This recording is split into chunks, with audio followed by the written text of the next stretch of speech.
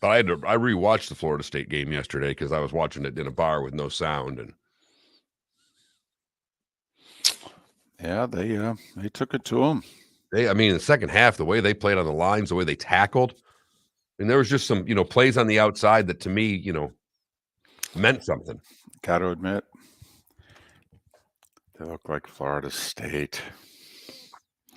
It's been a long time. Right. It's been 10 Since defensive long guys are in the years. backfield and they're fast Yeah, and long and it's pulling guys down with one hand type tackles, you know what I mean? Like these sacks where it's like, "No, you're not going anywhere." Oof. Yeah, Mickey Andrews watched that game and said, I remember how we used to play like that. Yeah, they got some dudes. Yeah. They got some five's a dude. dudes. They got some dudes.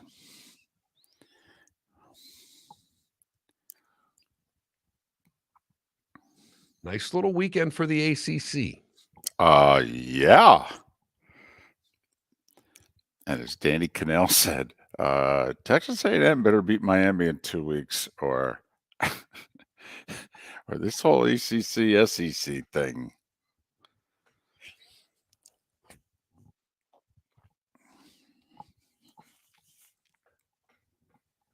Good morning, all.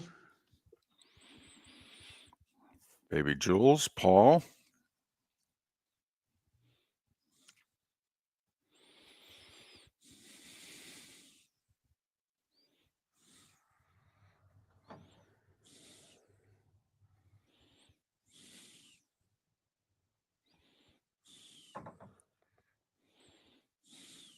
And, Clemson turned it all over and all that stuff, but they didn't look – that quarterback, he's got to get better quickly.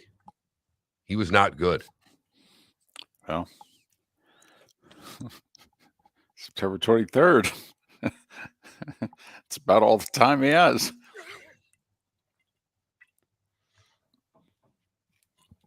They lose that game. Done. They could be done. I mean, just to get to the ACC title game. Right. Baby Jules, thank you. Hope you did as well. My daughter got married Sunday, and we moved into an Airbnb because our house is about to begin significant renovations. So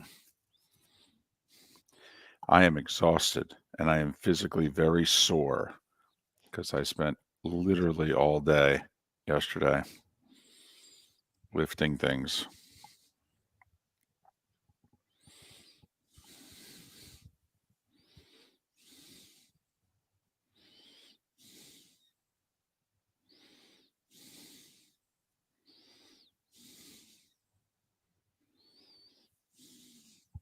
Morning, Coffin Baugh.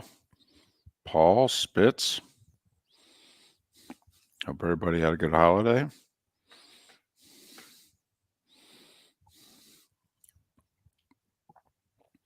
Hey, JC. You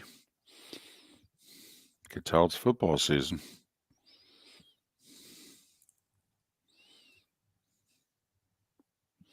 Nice little show lined up. By the way, no Pat next Tuesday. The day after Jets Bills.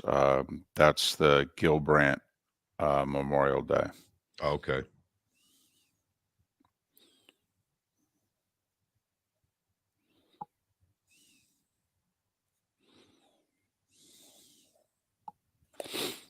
How about Brian Kelly's post-game comments? Well, I'm all for post games like that. All for it. That was just brutally honest. We need more truth. How about prime time? Golly. His kid can throw a great deep ball. I mean, Hunter dropped a touchdown. I mean, and apparently Bryles, the offense coordinator at TCU, Sanders showed up at a camp of his, and he ignored him.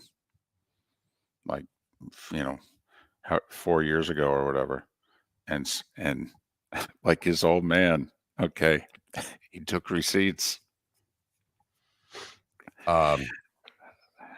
Best line I got of the weekend.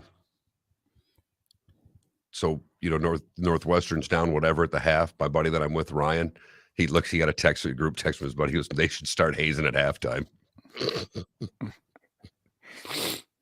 Now, hold on, Watson. I picked Florida State. You picked LSU, didn't you? Mark had a better week. I did. Yeah.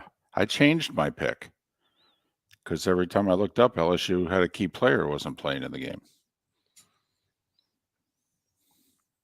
And they moved their pass rusher to linebacker, and he had 5 tackles, nothing behind the line of scrimmage. I don't know. I might put him back at edge.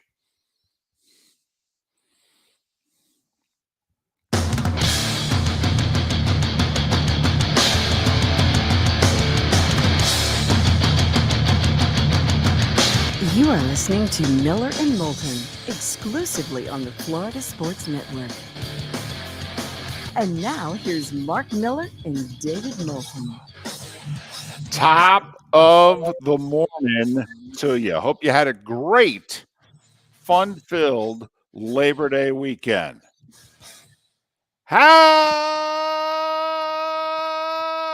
the heck are you? Miller and Moulton here on the Florida Sports Network, floridasportsnetwork.com. The football season is underway in full swing, and we are a little more than 48 hours out from the NFL getting in on the party as well. Top of the morning to you, Mark. How was your Labor Day weekend? It was outstanding. Lots of football, lots of fun with friends and family. Had a terrific weekend, but ready to dive in to some football this morning because what a weekend we were treated to. It started Thursday night with a couple of games, and it just kept on building and building, and right on through to last night with Duke and the huge upset over Clemson. It was a sensational football weekend. And I don't know how much of this that I shared with our audience, but the weekend was very eventful in our family's life. First off, I have talked about we're undergoing a major renovation to our condo. And so beginning Friday, we had to move out into an Airbnb. And it's a big enough renovation. They're like, yeah, you got to move everything. Oh, okay. So we were doing that all weekend, but also my daughter got married Sunday. You do like to pile on, David. I mean, why just have one major event on a weekend when you can have several? I really did try to not have them on the same weekend, but the contractor had this major job, Mark, like a $9 million house in Ponte Vedra. And he's like, I really need until after Labor Day. And Mark, this just in, my place doesn't compare to their place. In fact, I don't think they'd let their help stay in our condo. Okay, so, all right, fine, sir. I'll wait until afterwards. So it was a very eventful weekend, but also trying to, hey guys, I have to pay just a smidge of attention to what's going on here. So fortunately for me, Mark, the Gator game was Thursday night. Didn't start till Friday after the show. And then my best friend, all right, and his family, they're from Colorado. He and my godson is a punter who was actually hoping to catch on at CU. Okay, so they were all in Saturday to Colorado and TCU. Cool. And then the wedding and the reception and everything was Sunday, but I mean, we're old. When it really gets going or what have you, it's kind of right around kickoff of Florida State LSU. Hotel's a mile and a half down the road, bada bing, bada boom. What do you say? Next thing you know, we're sitting in a hotel lounge. It's the second quarter. We've done the move. We got the daughter married. Okay. Did the father-daughter dance. Okay. The credit card's on file. Whatever's going to happen is going to happen. I'll find out about it later. And there you go. All of a sudden, it's LSU 17-7. Oh, okay. Let's see how this sucker turns out. So that did work. Timing is everything, and you actually caught a little bit over the weekend. But boy, oh boy, it started Saturday with Colorado and Prime. It's taking receipts, and we were all wrong. We were all wrong. And loving it. That's the other Absolutely. thing. This is one of the very few times that Miller and Moulton were texting each other like crazy, loving the fact that we were going to have to eat so much crow. Because deep down, we are Dion guys. We hope Dion obliterates the college football world, obviously, and talks his way doing it the whole time. It'd be like the Canes of the late 80s and early 90s. And remember, Florida State fans, you can't get mad because he's not a Knoll. Okay, he's not a Knoll anymore. Okay, so you can't get mad at us when we say that. Even Florida State fan that was angry with him heading into the game because of what he had said leading up to it was probably watching going, damn. It's tough not to root for Prime. That was stunning. And the lines on both sides of the ball for him are going to be a work in progress. They weren't great, but there are athletes, a few of them. And his kid is throwing a great deep ball. This just in. His son can play quarterback. Yeah. Like between the tackles, drop back pass, and throw it wherever he wants to play quarterback. He's good. Yes. And that Travis Hunter kid, Spitz in our Twitch chat room, wants to know how long he can keep playing 100 snaps a game. I don't know that he has to. I think Dion did him a service, get him on the prime time, not prime time, but, gave him in the high-profile game on Fox, let him play all those snaps, and now everybody knows he can do it. And let the pro scouts evaluate which side of the ball they want to draft them on. Dion's just trying to also help the kids' market value. Dion knows all about it. That's how he developed Prime when he was at Florida State. He's like, listen, if I'm just a normal cornerback, I may go late first round. I got to become something here. That's how you get drafted in the top 5. But did you see Dion's pregame speech that got released after the win? I did not. Oh, wow. I'll watch that. Yeah. You'll want to get into a 3-point stance and hit somebody. Like you, I had an eventful week, and mine was a little more impromptu. At the soccer practice Saturday, we decided 3 couples decided we were going to have a little staycation at the nearby nice hotel. Nice. So I was poolside drinking Sunday afternoon. I was among lots of folks and watching, my money fly out of my pocket just as well, David, with hotel drinks. But it was a ball. So I was not locked into a lot of pregame because I watched all my football Saturday. Sunday and Monday spent a little time at the hotel there and watched the game among a bunch of people and a bunch of Knolls. Oh, were they feeling it? Mark, I don't want to say this too loudly. They looked like Florida State again. They sure as hell did. They got dudes everywhere. Mickey Andrews watched that game somewhere and said, I remember playing like that. Yeah. Started beating up LSU on both sides of the ball in the second half. Yeah. Almost the old, we can run it here. Stop us. We're coming right here. Stop us. Got the better quarterback. Got the best wide receiver on the field. Yeah. Might have had the 2 best wide receivers on the field. Well, there was that. And they picked up where they left off last year. Good for them. Good for them. I'm wondering, does Florida State beating LSU help them get into a new conference or hurt them? We'll wait till the spring. All right, no more of that. We'll wait till the spring. I just couldn't resist.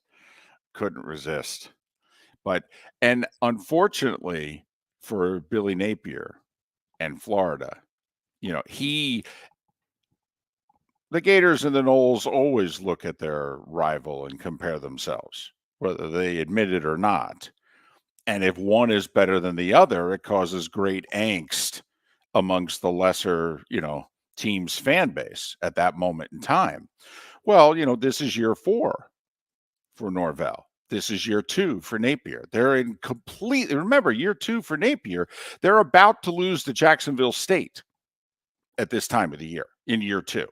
at home on a crazy last play, Hail Mary type of play. And they went 5-7 year 2. And now that seems like forever ago. I mean, remember, it was a year ago at this time that Florida State was lining up against LSU, and people were wondering, is Billy Napier going to survive year 3? And now people are wondering, is Florida State going to be in the playoff?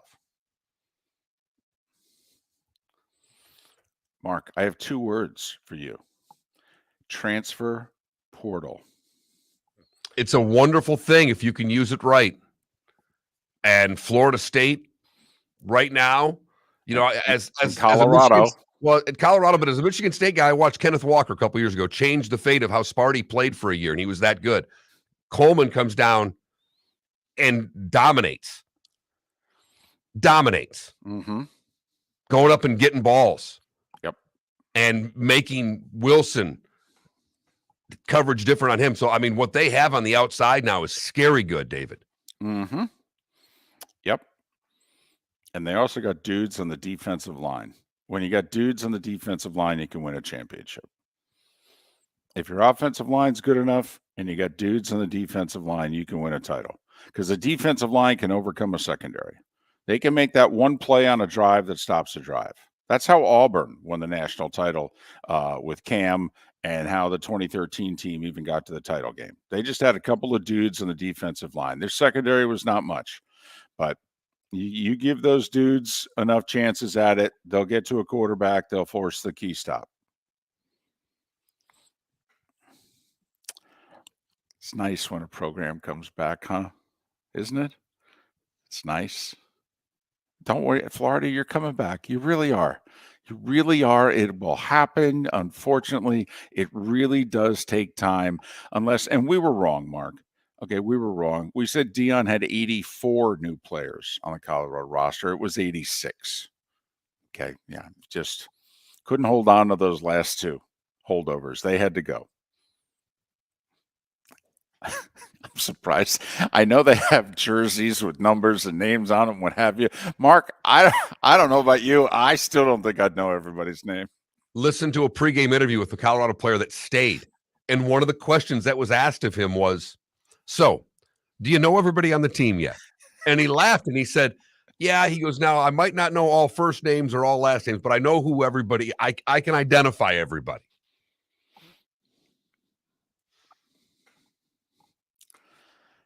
Football's back. How's it feel? How's it feel? Don't you feel like you're breathing better? All right. Even if your team lost, don't you just feel like there's a little more oxygen in the air? All right. Boy, that's tough for Florida fan right now, David. It I really know. is. I know, but come on. I did Tennessee games 11 days away. Tell you can all change. Telling you can all change. It can. Gator fan, everything you did wrong in that game is correctable. Utah did not really outplay you. You guys screwed that game up. Okay, I'm telling you, it's fixable. Just doesn't feel it. Not with everything that happened from the time you played until now. We'll get into all of it. Great show lined up for you today. The starting 5, a mere 25 minutes away, right here. Miller and Moulton, the Florida Sports Network. Located on the East Trail, locally owned Naples Tiki Bar and Grill is an outdoor eatery next to the Hitching Post Shopping Center. Island-inspired food with a true tiki theme. The best place in Naples to enjoy the beautiful weather in Southwest Florida. The Naples Tiki Bar and Grill offers a great menu for dine-in or takeout. Enjoy our famous pulled pork, huge burgers, and tiki bar cocktails. Don't miss happy hour every day from 3 to 6 and live music 7 days a week. See you soon at the Naples Tiki Bar and Grill, 11498 Tamiami Trail East. Hello, friends and family of Southwest Florida. Are you looking to tap into the electric vehicle market? Well, look no further, because we here at Southwest Florida Golf Carts have just what you need. E-bikes, golf carts, LSVs, scooters, and more. Come down and talk with one of our experienced sales reps, have a soda and a smile, and you could be cruising the streets in your new EV today. Stop by the store or visit our website at flgolfcarts.com and enter for a chance to win $100 off your next purchase by answering John's monthly sports question. Yeah. Hi. Excuse me. Hey, the line starts back here. Ma'am, if your party's not here, you're gonna have to go around again. If you had the opportunity to avoid all this, wouldn't you? Salt Live is the official transportation provider of the Miller and Moulton Morning Show, making your trip to and from the airport seamless and stress-free. Salt Live is supported with the help of local partners like the Bayfront Inn. Gather your family and friends and enjoy a leisurely day on the water with a pontoon or deck boat. If you prefer to explore the waterways without a motor, the Bayfront has canoes, standboards, and kayaks. At the end of your journey, enjoy lunch or dinner at the Bamboo Tropical Bar and Grill.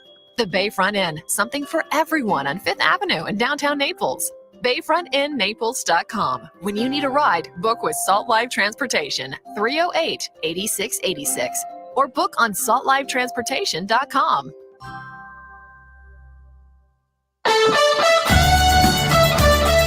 You are listening to Miller and Moulton on the Florida Sports Network.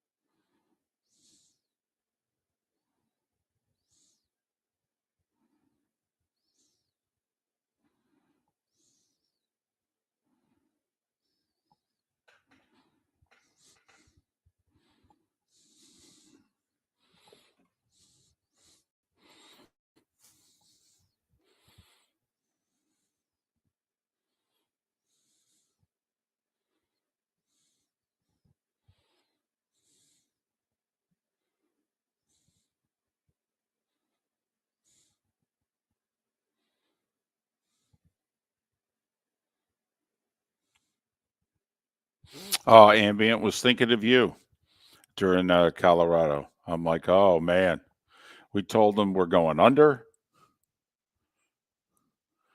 We told them we're betting against them every week. Matt Mitchell. I don't think so.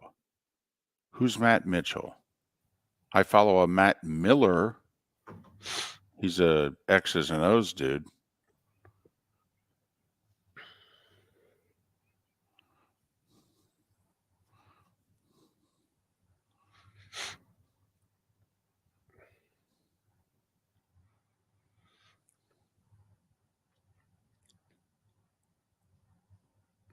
Oh, he's the SEC Smoots guy. Oh, yeah, that's so funny.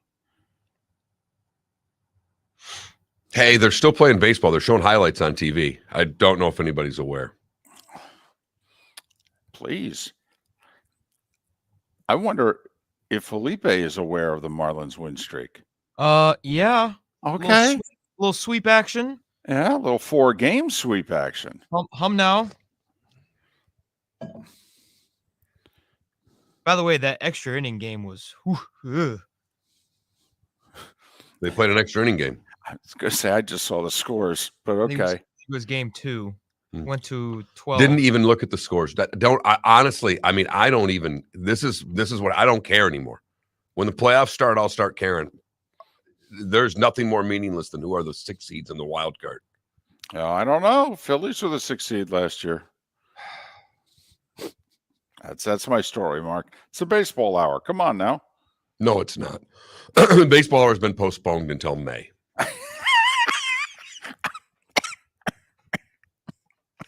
Not even April. I can't even get April. No, we got college hoop. Masters.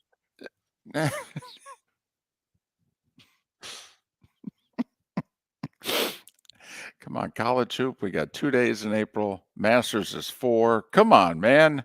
Have a heart. Got a draft. Here we go.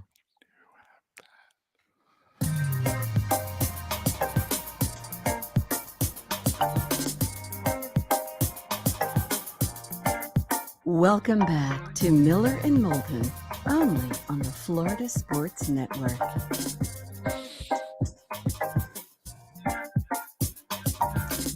$21 past the hour, top of the morning to you. Hope you had a great Labor Day weekend, and thanks for starting your work week off with us. As many of you had yesterday off. I know some of you worked. Sorry about that. Miller and Moulton, the Florida Sports Network, floridasportsnetwork.com. David Samson to join us coming up in 40 minutes' time. Pat Kirwan, Jeff Cameron to join us to talk all things NFL and Florida State in our 8 o'clock hour. Mark, have you noticed already? This is how quickly it starts. On the text line, 21,000, and in our Twitch chat room. See, we have to make picks on games. Kind of comes with the job. And, well, oftentimes we're wrong. A lot of the time. And especially early in the year. You know, Mark had a year about 3 years ago in which he was money seemingly the whole year. But for whatever reason, Miller and Moulton are the golfers who shoot 74 in the first round and look as if they're going to struggle to make the cut line. Never mind, man, what are we going to have to shoot to get back in contention? And particularly Moulton. Man, does Moulton get off to bad starts. So much so he warns everybody, I really wouldn't listen to a word I say before October. I am not good in September. And so I feel we're in midseason form. Because, well, hey, you had a 2-3 week. Okay. I mean, you know, that's average, normal for September. And I went 2-5. There you go. Midseason form, baby. Oh, boy. It starts again. I just, knowing that I need Clemson to cover last night, and the game starts the way it does, and I'm like, this does not seem to be going the way that I need it to go here. Well, you get the muff punt, though, in the second quarter. You get a touchdown. You're taking the lead. You're like, okay, now they're going to be Clemson now. Now that Duke's Duke, Clemson's Clemson. And no.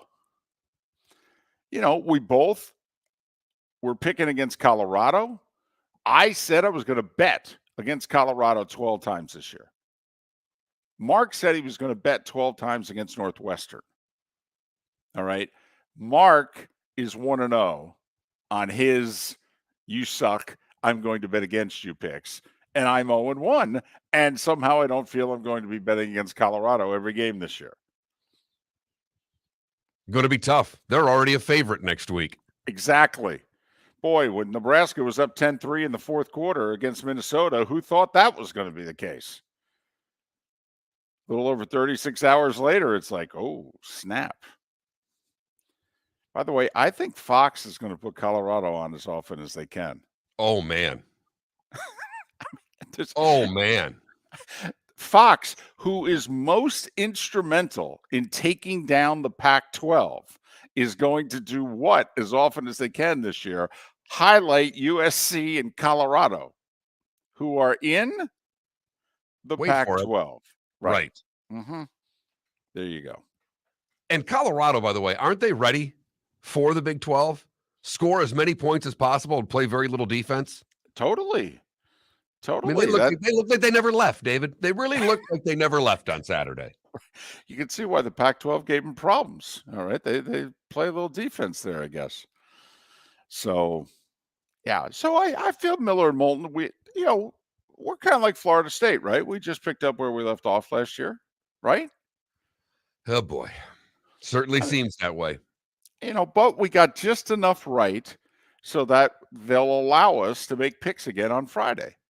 Like I picked Florida State. See, that allows me to make picks again on Friday. Mark said Northwestern is going to be the worst team, and it's going to happen for years now, and I'm going to bet against them basically for the next 4 years. Okay, and you're 1-0. Hell, if Rutgers doesn't muff a punt with 3 minutes to go, they would have shut him out. Talk about a bad look. But so there you have it. Hey, the polls come out today, and I know they don't mean anything, but in all seriousness, if I gave you a ballot right now, and if we gave a ballot to everybody listening right now, and you had to fill in, who would you vote number one in the country today? It's tough, and this is why I despise polls this time of year. What do we really know about Georgia differently than we did a week ago? All right. They we think the same, better, or worse because they beat up in the second half of a lowly opponent. Yeah. Same with Michigan. The Buckeyes, how do they go anywhere but, they didn't do anything they played maybe the worst team in the Big Ten and didn't look that good in doing so. Correct. But shouldn't a poll be what? A snapshot in time, right? This is the way I vote. See, and I have no problem that if I had a ballot, my number one team might be different every damn week. That is, especially in the first 4 to 6 weeks of the season, isn't it okay to say, well, based on what I just saw, and fill in the poll accordingly? If I had a ballot, Florida State would be my number one team in the country for this week. Yeah. Tell me, you make the case somebody is better than Florida State. Don't give me this deserves to be number one. Every year is different. We gave Georgia the preseason number one based on being the two-time defending national champion. Now we're playing games. Does anybody really deserve to be ranked ahead of Florida State this week? I don't see how you can make that argument. Deep down, you could feel someone's better, but don't we have to? Isn't it supposed to be based on games? Aren't the games supposed to count? And if we thought that highly of LSU and we think that highly of the SEC, that's the best conference in the country. LSU is preseason top 5, and Florida State dismantled them. Beat them up front in the second half all day long, both sides of the ball. Now, if in 19 days or 18 days, whatever it is, they go to Clemson and get beat, well, you adjust your... heck, who knows? Maybe Georgia whoops up on South Carolina in 11, 12 days. And I go, oh, I don't know. I think I might put Georgia back at number one. I think a poll should be fluid. You and I go back to 2004 when USC and Oklahoma were preseason 1 and 2, and Auburn was like preseason 23, and they win 12 games in a row, and they can't crack 1 and 2. Are we sure? Why? Because we put them up there at the beginning of the year? Look at who Auburn did it against. Why don't we judge Auburn for what they did? So, it's just a thought. Because, for as much as you guys say you don't look at the polls and you don't talk about the polls, especially this early in the season, this afternoon, the polls are going to come out, and you guys are going to get hot and bothered about the polls. You are. By the way, would you put Colorado in your top 25? Absolutely. I would too. Sure. Absolutely. I wouldn't go as crazy. Nicole Auerbach from The Athletic had him 10th. Right. Okay. You know, I Little, think that was a little right. bit, I'm going to get clicks here. I'm going to make sure I put Colorado in my top because she only did a top 10. Right. And I thought it was cute that she put it in there. I wouldn't go that far, but to put them at 20, 22 after that win, how could you not? Sure. I mean, they went to, granted, it's a preseason poll, but they went to number 17 TCU and they beat them. And they went toe-to-toe with them, too. Ended up coming from behind late on the road. Team that won one game last year. And I know it's not the same TCU team as last year. I mean, they had 7 guys get drafted off that TCU team that played for the national title. I mean, they were they were good last year. They're not that good this year. But still, I'm with you, Mark. I'd rank them. Miller and Moulton. The starting 5 is next. Thanks for listening. The law firm of Michael F. Hornung specializes in criminal defense, DUI, personal injury, nursing home claims, and auto accidents. I'm a former prosecutor with over 34 years of experience. The information I know is information you need to know. If you've been arrested for a DUI, time is of the essence to maintain your driving privileges. Call the law firm of Michael F. Hornung for a free consultation. At the law firm of Michael F. Hornung, we are committed to excellence in your representation. Being a local attorney with local knowledge is clutch to the success of your case. For over 30 years, we have successfully represented the citizens of Southwest Florida. For a free consultation, call 239-437-0095. That's 239-437-0095. Our offices are conveniently located in Fort Myers. Visit online at mfh-law.com. Visit Jason and Todd at the Diamond District.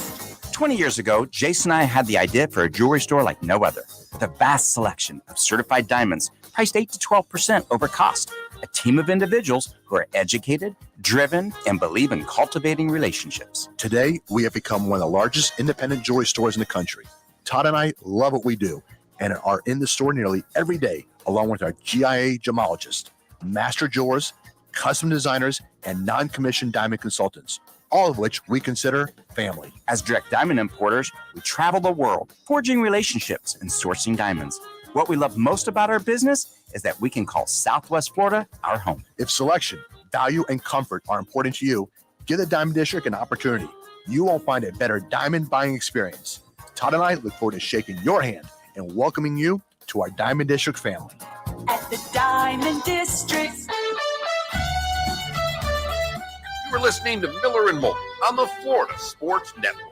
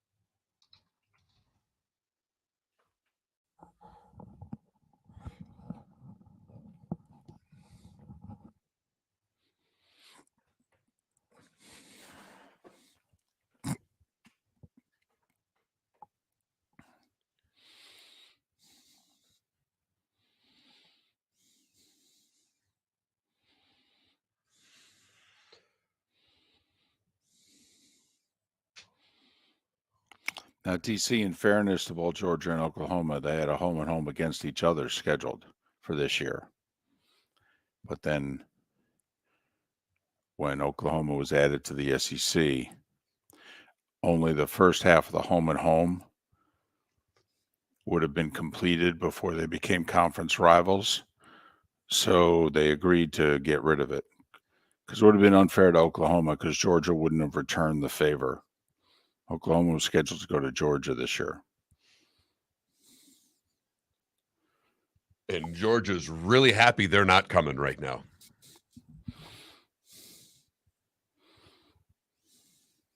I think Georgia needs a few weeks to work out the kinks as well.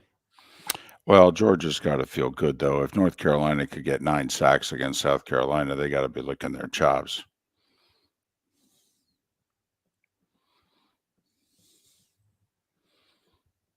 Yeah, Spitz, it's kind of weird. I have no idea why they did a spring cleaning. I mean, there's nothing to clean. Not like they came in and gave it a paint job or anything. Right.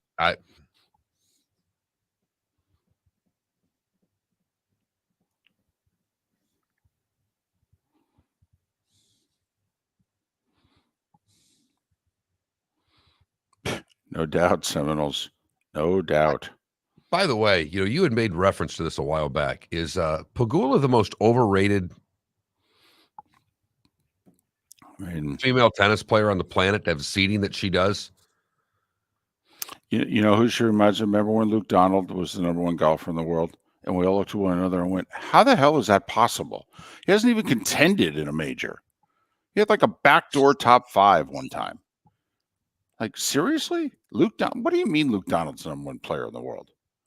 Hasn't won a big tournament.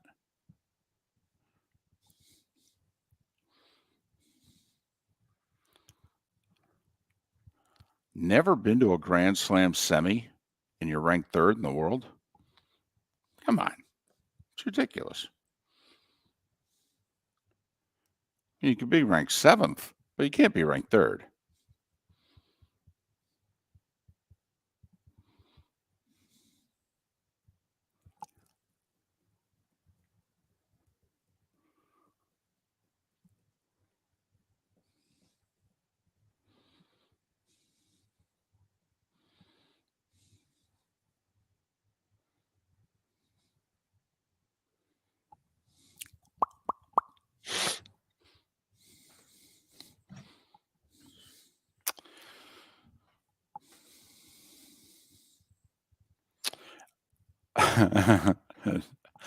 We're in an Airbnb, and actually, that's, I don't know, that's art. It's like stucco in a frame. It's more of a Garfunkel than it is art, but look at you. Look at you. For those that have been with this show a long time, his Art Garfunkel. That's outstanding.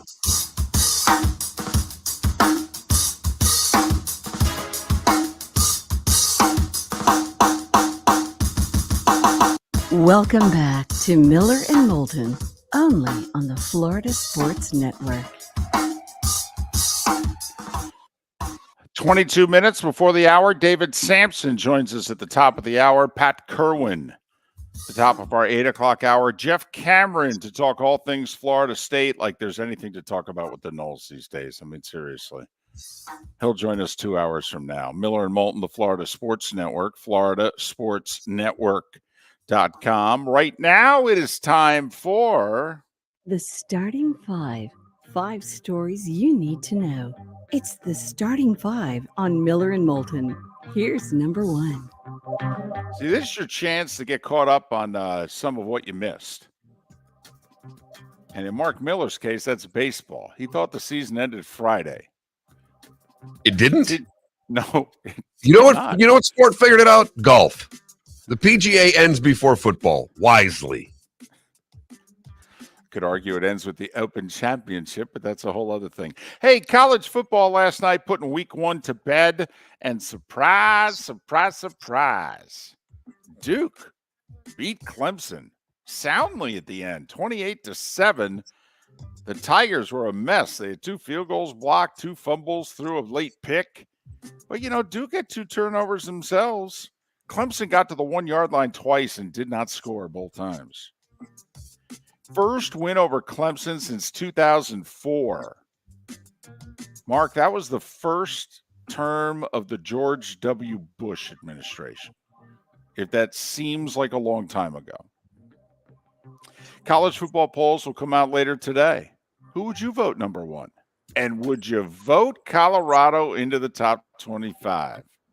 And by the way, the Florida State fans who are now angry at Deion, no. We get to call him prime time. If you now don't want to claim him to be a Nole since he doesn't want to claim himself to be a Nole, that's fine. You two can go, but he is prime time. To channel my inner Chris Berman there. In fact, Miller and Moulton were texting each other that in big block letters, and in parentheses we were going, use the Berman accent.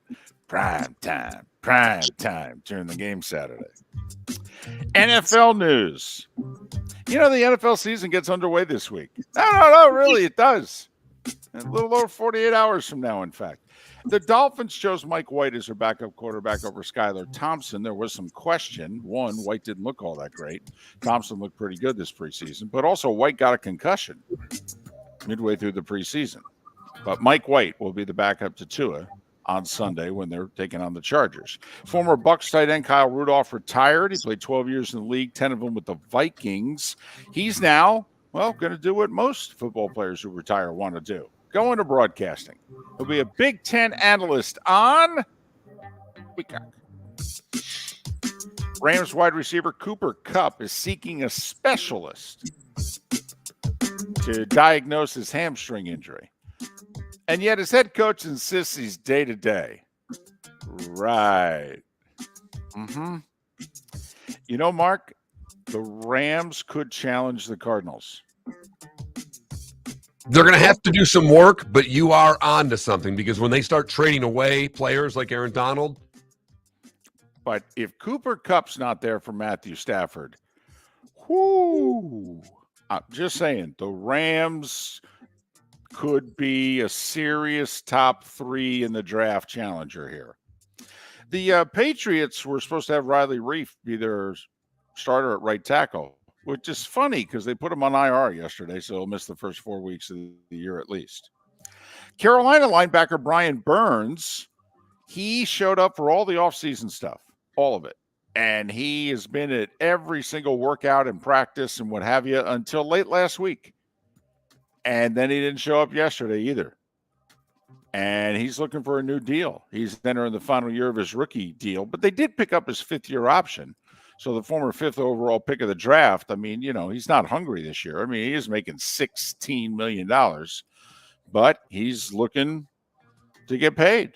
And negotiations apparently late last week went south, and so now he's holding out.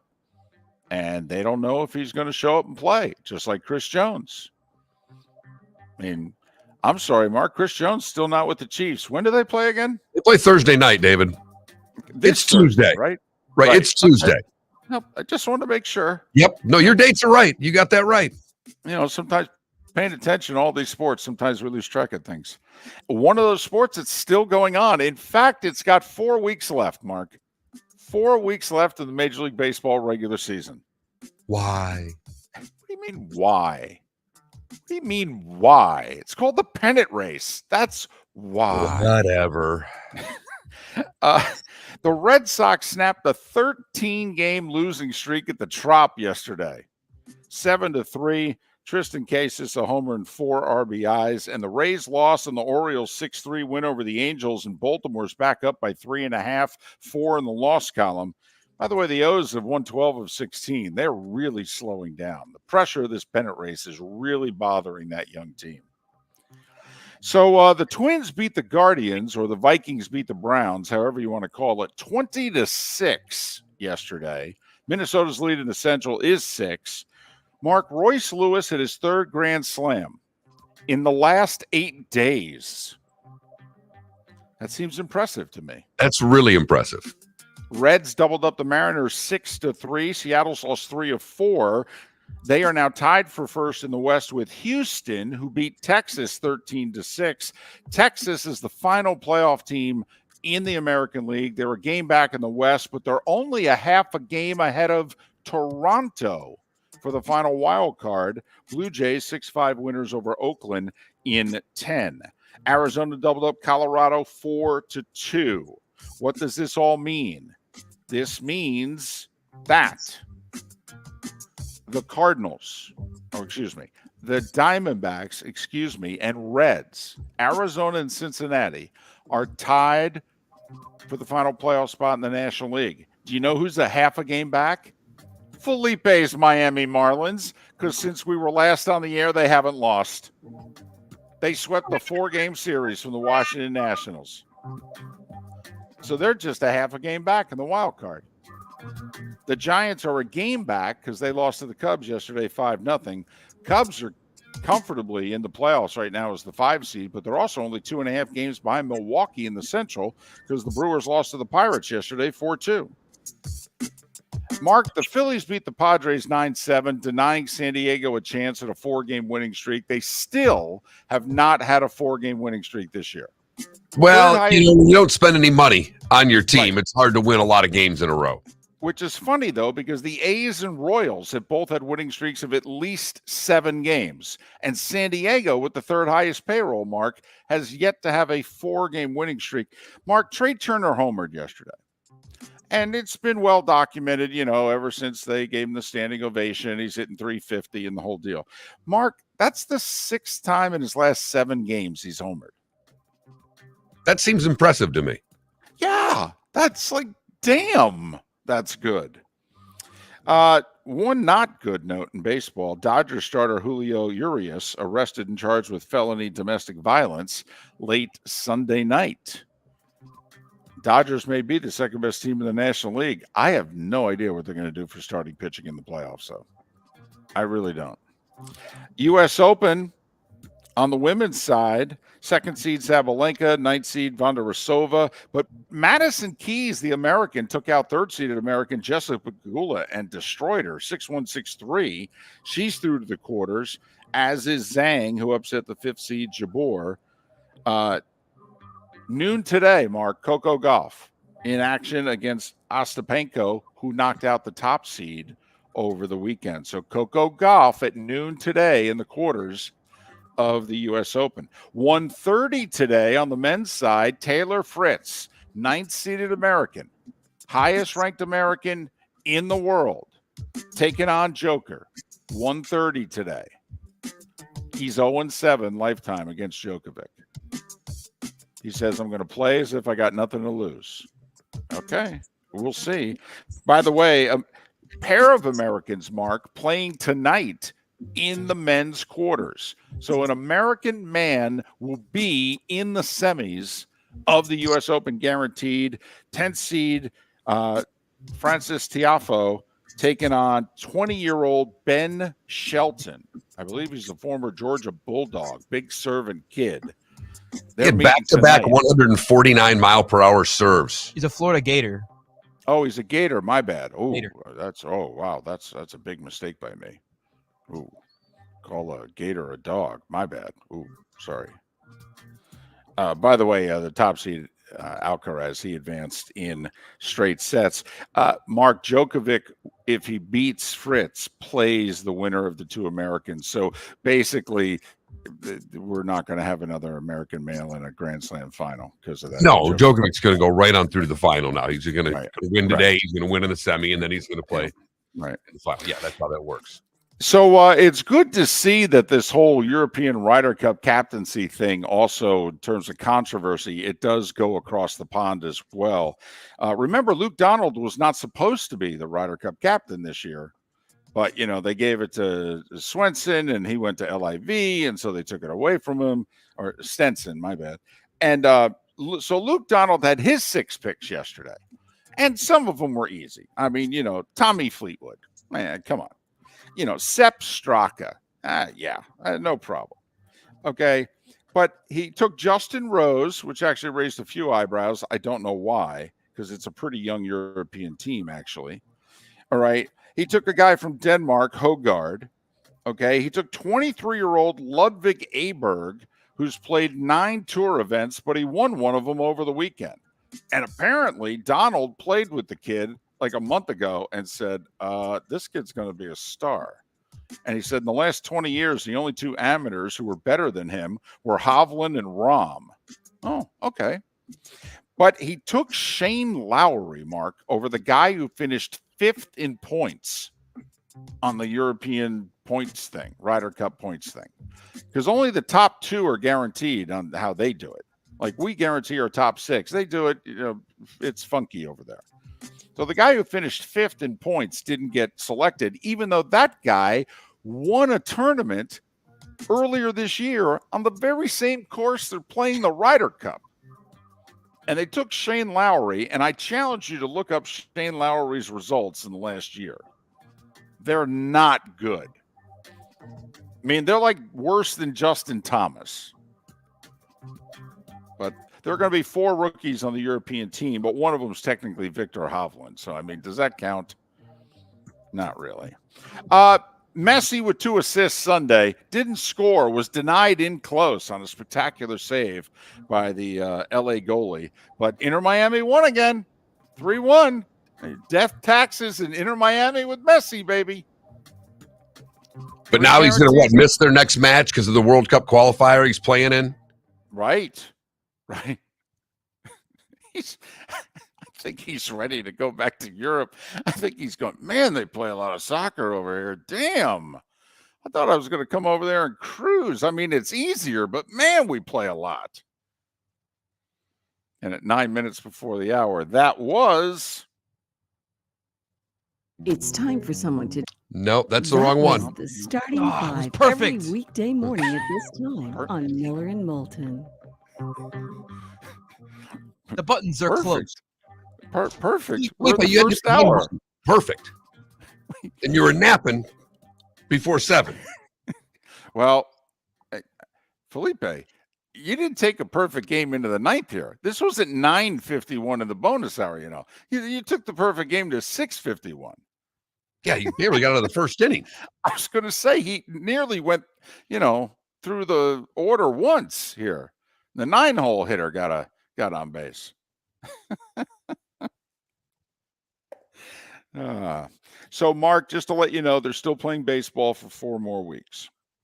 No, I'll pay attention during the week. It's just a little hard during the weekend, I must say. There was a little bit going on, a little bit to watch, a little bit of excitement, obviously, as we've talked about with Florida State and Colorado and Duke last night. Holy Toledo. Remember we had Mark Packer on late last week, and he, at the very end, we were talking about Clemson and Florida State, and he said, watch out for Louisville because they've got the schedule. They don't play Florida State, Clemson, and North Carolina. And then he said, by the way, don't sleep on Duke in that opener against Clemson. You could go back and pull that. He said, don't sleep on Duke in that opener against Clemson. Well, Mark, not only did we sleep on him, hell, we napped all over him. Yeah, we both bet against him. Right. And so did Lee Sterling, for that matter. So much for listening. Yeah. So maybe we'll go to Mark Packer for our picks coming up at the end of the week. Hey, what do you say we go talk with David Samson? I mean, sounds like a plan. You got anything else you want to do? Want to talk some baseball? 4 more weeks of it. This is the baseball hour. Mark deemed it the baseball hour during our second act. And we were in the commercial break before this segment. And Mark goes, I think the baseball hour has to end in August. Miller and Moulton, David Samson's next. Hello, friends and family of Southwest Florida. Are you looking to tap into the electric vehicle market? Well, look no further because we here at Southwest Florida Golf Carts have just what you need. E-bikes, golf carts, LSVs, scooters, and more. Come down and talk with one of our experienced sales reps, have a soda and a smile, and you could be cruising the streets in your new EV today. Stop by the store or visit our website at flgolfcarts.com and enter for a chance to win $100 off your next purchase by answering John's monthly sports question. Visit Jason and Todd at the Diamond District. 20 years ago, Jason and I had the idea for a jewelry store like no other, with a vast selection of certified diamonds priced 8 to 12% over cost. A team of individuals who are educated, driven, and believe in cultivating relationships. Today, we have become one of the largest independent jewelry stores in the country. Todd and I love what we do and are in the store nearly every day, along with our GIA gemologist, master jewelers, custom designers, and non-commissioned diamond consultants, all of which we consider family. As direct diamond importers, we travel the world, forging relationships and sourcing diamonds. What we love most about our business is that we can call Southwest Florida our home. If selection, value, and comfort are important to you, give the Diamond District an opportunity. You won't find a better diamond buying experience. Todd and I look forward to shaking your hand and welcoming you to our Diamond District family. At the Diamond District. Located on the East Trail, locally owned Naples Tiki Bar and Grill is an outdoor eatery next to the Hitching Post Shopping Center. Island-inspired food with a true tiki theme. The best place in Naples to enjoy the beautiful weather in Southwest Florida. The Naples Tiki Bar and Grill offers a great menu for dine-in or takeout. Enjoy our famous pulled pork, huge burgers, and tiki bar cocktails. Don't miss happy hour every day from 3 to 6 and live music 7 days a week. See you soon at the Naples Tiki Bar and Grill, 11498 Tamiami Trail East. The law firm of Michael F. Hornung specializes in criminal defense, DUI, personal injury, nursing home claims, and auto accidents.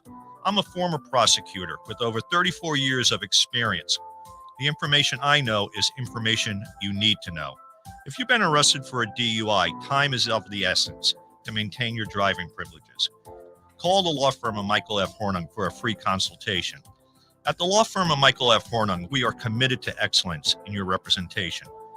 Being a local attorney with local knowledge is clutch to the success of your case. For over 30 years, we have successfully represented the citizens of Southwest Florida. For a free consultation, call 239-437-0095. That's 239-437-0095. Our offices are conveniently located in Fort Myers. Visit online at mfh-law.com.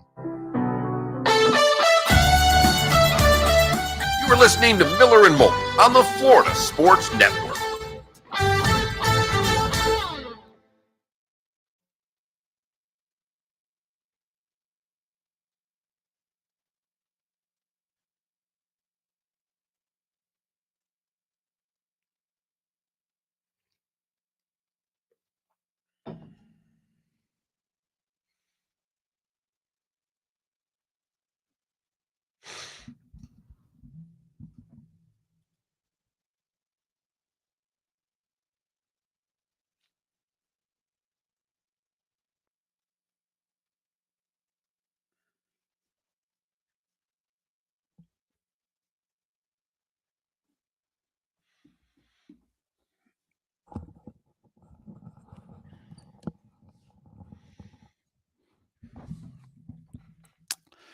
I forget who the Florida sports writer was who just observed after the game. If you're a recruit right now and you're deciding amongst the big, however many schools you want to name it in Florida, how do you not choose Florida State right now? I just wonder how many linemen out there were watching Colorado going, I guess I could go there and play. Right?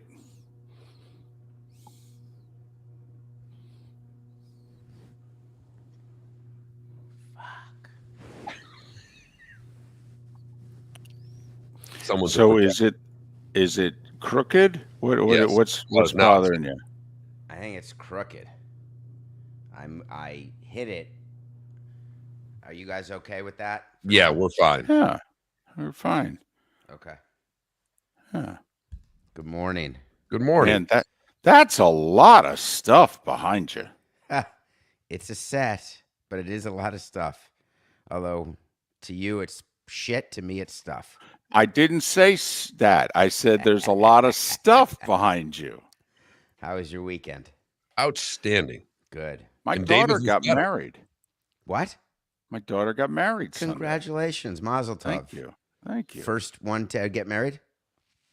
No. We only have one child.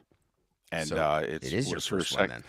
It was her second nuptial, unfortunately. Oh, no. She married her college sweetheart, and David, this is the God's honest truth. Okay, but she marries him, and I gave the toast at the rehearsal dinner, and I said he'll make a great first husband. Why would you say unfortunately? Well, because he didn't even make that. He didn't even live up to that lofty billing that I gave him. Well, congratulations. Yes, it was good.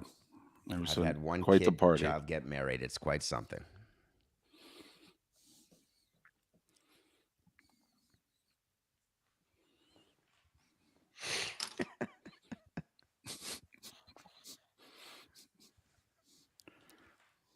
That's something that they would say on the Le Batard show. One of you guys on the Le Batard show would do that toast. That was our. The hijinks of the Le Batard universe. It's quite something.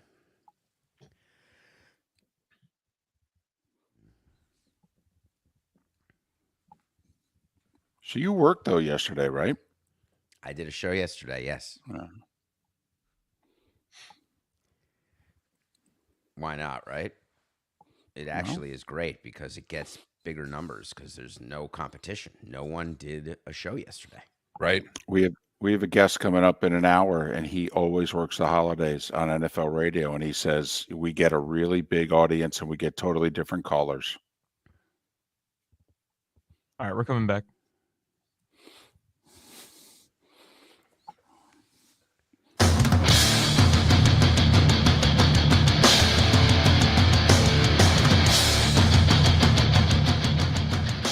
You are listening to Miller and Moulton, exclusively on the Florida Sports Network. And now here's Mark Miller and David Moulton.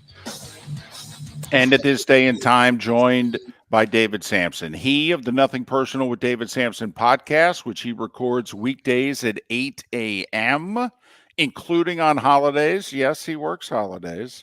You can also see and hear him on the Dan Le Batard Show and on CBS Sports HQ. Follow him on X at David, the letter P. Samson, David P. Samson.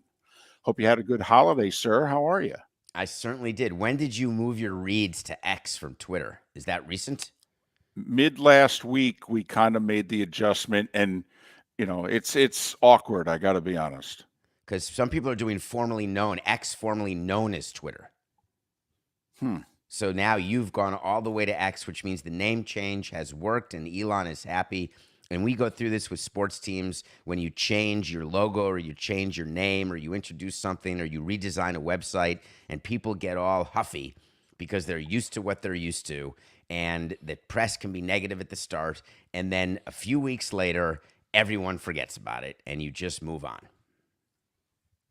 Not with all teams, though. I mean, the name change is a tough one because obviously we're still dealing with the Washington Commanders that nobody likes that name. I don't know if the Guardians has been accepted. It is a tough thing when you're dealing with historic franchise and changing names. But you don't call them the Redskins or the Indians anymore. In the beginning, people were making a mistake and they were forgetting what it's called. Now Cleveland is the Guardians. You may not like it. I grant you that. But at least there's no brand confusion over what the team's name is. Listen, I am not saying this to pick on my co-host because there are more things that I have done, but the over-under for Mark as to when he finally started calling the LA Chargers was 3.5 years. He called them the San Diego Chargers for 3.5 years. Well, that's called an outlier, and I like it. You're a standard deviation at least one away from normal, and that's why I like doing the show. It's like the Florida Marlins and the Miami Marlins. It took a minute in 2011 when we announced that, but then eventually it was just Miami Marlins. And now people don't know what to say when they introduce me.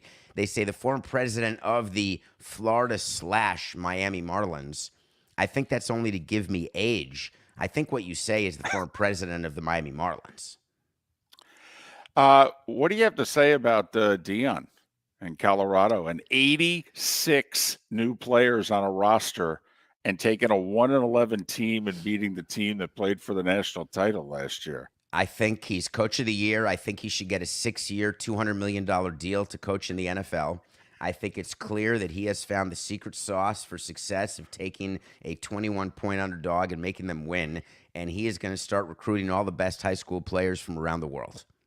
How scared do you think other coaches are of what happened? I mean, this is one of those moments that, he's different. This is something that we've not seen because he is unapologetic about how he does this. And that is in an industry where that type of style doesn't typically, I don't want to say work, but doesn't happen realistically. He got to win. Now, I respect and love the fact that he is coaching. I hope that he enjoys it. it is very rare for great players to be great coaches. Mostly it's sort of the Pat Rileys of the world, the bench players, the role players, the Joe Torres, the backup catchers. Very hard for Isaiah Thomas and Magic Johnson and Larry Bird to be successful coaches. That said, what if he hadn't beaten TCU? Am I doing a segment yesterday, which I did? I did 11 minutes on Deion Sanders on Nothing Personal yesterday. And it's because he beat a ranked opponent, national championship runner-up last year. But what if he had lost the game? Are you still as excited about him as a coach? Yeah, I was, because I thought they were going to get goat rodeoed. I thought the spread was 10 points too light. I honestly, even though I know it's not the same TCU team as last year. And yeah, I was very impressed. And I will say, his kid at quarterback, Hunter, the wide receiver cornerback, I mean, they could play at Alabama, Georgia. I mean, they're elite talents. But no, and David, we like personality on this show. We do. We like people and teams that do things differently. We hate cliche talk. I don't love going after receipts after one win. That's one of the issues. It's not that I like humility, because believe me, that's not necessarily in my quiver. But that said, there's a long way to go in this season. Now, if you want to take receipts, you do it when you're in the football playoff. But after one win, I just thought it was a little premature. Oh, there's no doubt. And he's going to play against a lot of really good Pac-12 opponents, and that defense isn't very good, and they're going to lose games, and they're going to give up 50 to a USC, and it's going to be ugly at some point. And those that, well, he's taking receipts on will want some money back when that comes. And I will be interested when he gets blown out, because this is not a complete team. He's going to lose games, and might lose some games badly. How he handles it when that comes. Well, he better do the same thing, because you have to be there when you win and when you lose, or else you're like a lot of owners in baseball where they only show up in the clubhouse after wins. They're only there for the good part, and when bad stuff happens, they disappear. And players understand that and know that and don't like it. Media understands that, knows that, and they don't like it. So Deion, it'll be interesting how the press conference goes after the first loss. By the way, are you okay with the Brian Kelly approach? And for those that missed it, LSU, when they got spanked in the second half against Florida State, Brian Kelly called it a total failure. Coaches, players, we're acting like we're Georgia, like we've won 2 national championships, and clearly we're not. All right. And I mean, he eviscerated everything about his program. Are you okay with that? So my reaction to Brian Kelly is, wow, he must know something about his players and his program that I don't know, because, again, that's early. The equivalent is after 10 or 15 games in a Major League Baseball season to come out and completely go after your team publicly.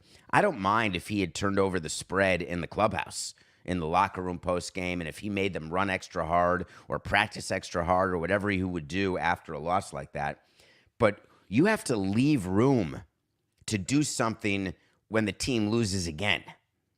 You can't blow it all after the first loss, and I felt as though that's what he did. So again, I'm watching that story, because to have credibility in your locker room, you better have another speech ready when something else bad happens, and I don't know what more he could say.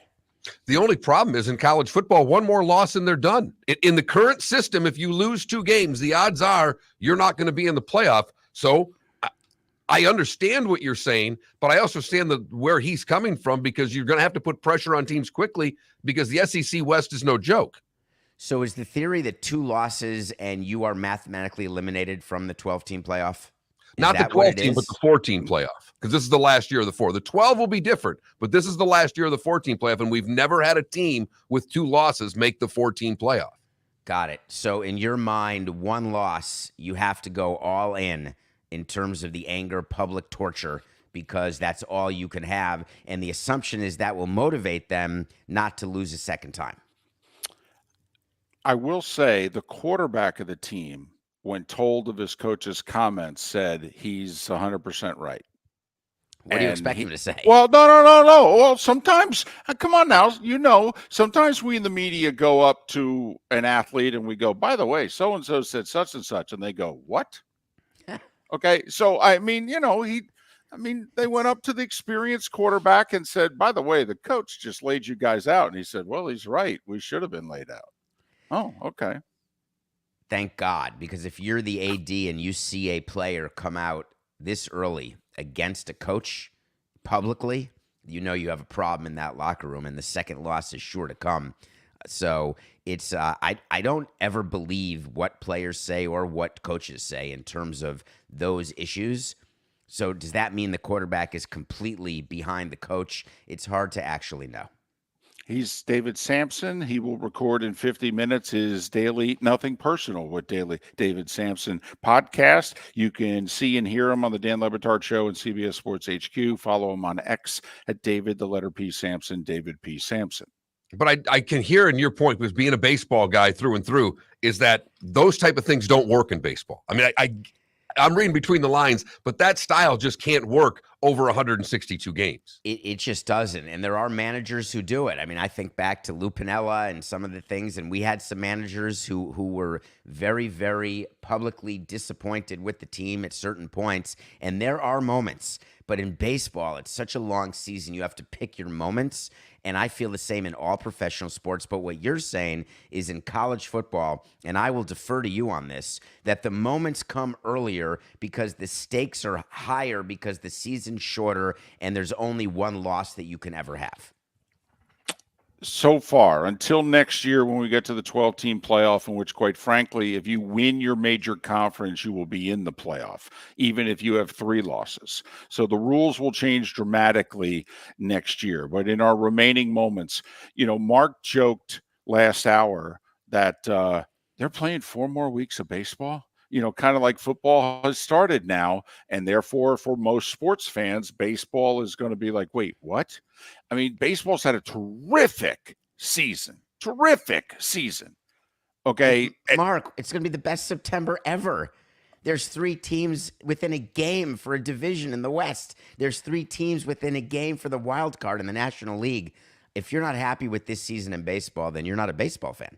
I am happy with it. Football puts baseball on the back burner for me after the weekend that was, and we know where our bread's buttered doing this show, and it's by football. So baseball goes to the back burner, and that's just a fact. It's not anything with the season's been great, because I've watched more baseball this year, probably combined more baseball this year than I have in the last 4 seasons. Everything they've done, I'm in favor of in the season. You are right. It's been great. There's been great stories. You're not even getting to the Orioles and Rays, who are, winning the American League East while we're watching the Yankees at the bottom of the division. It's been a hell of a year.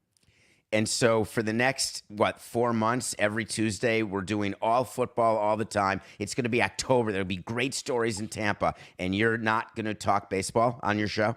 No, we will talk baseball. Okay.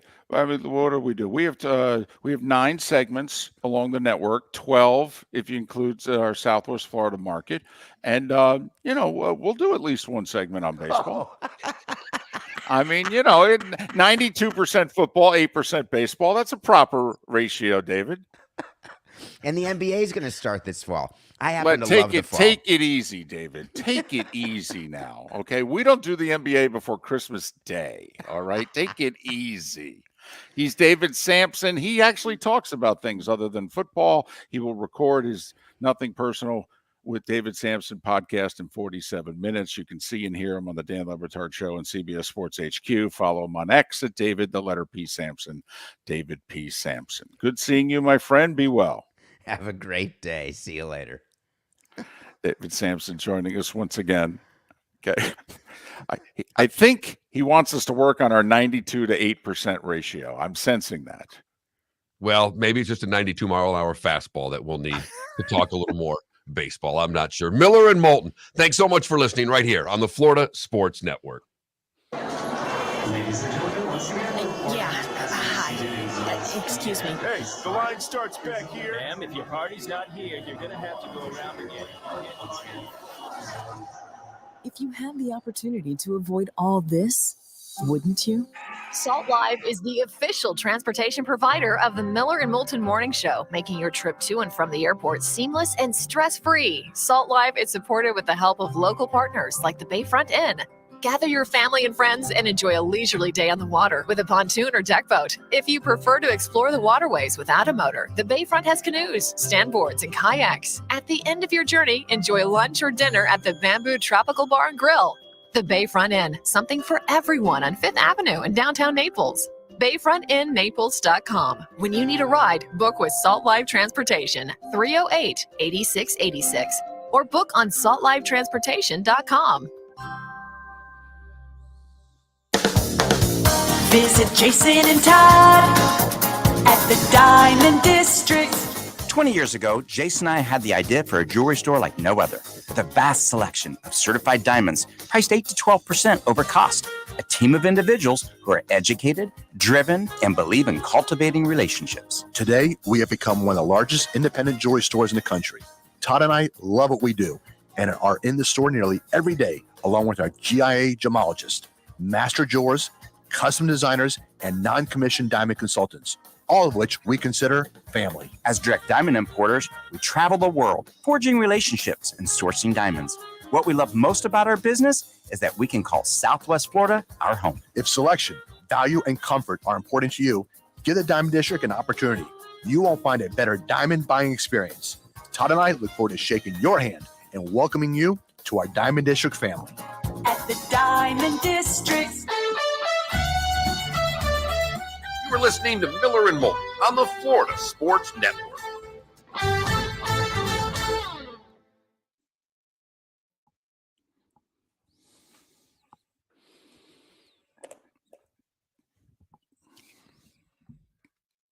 Now, Felipe, you get to choose from the whole weekend, you know.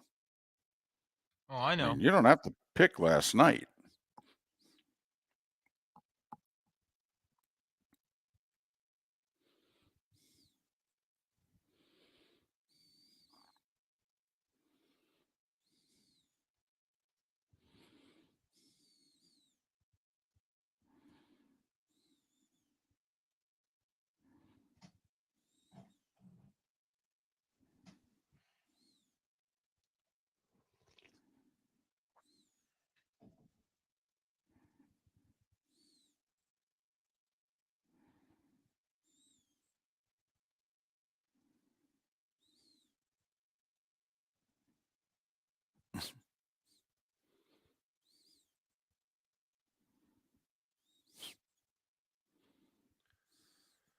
I just saw it on X. Medvedev said he's got to look for pirate stations because he has Spectrum in his hotel room and can't watch the Open. Medvedev in his presser has Spectrum at the hotel.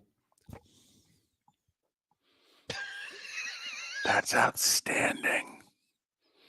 Might have to go to a pirate, might have to pirate it somehow so I can watch it, but I know that's illegal or something along those lines, but that's fantastic.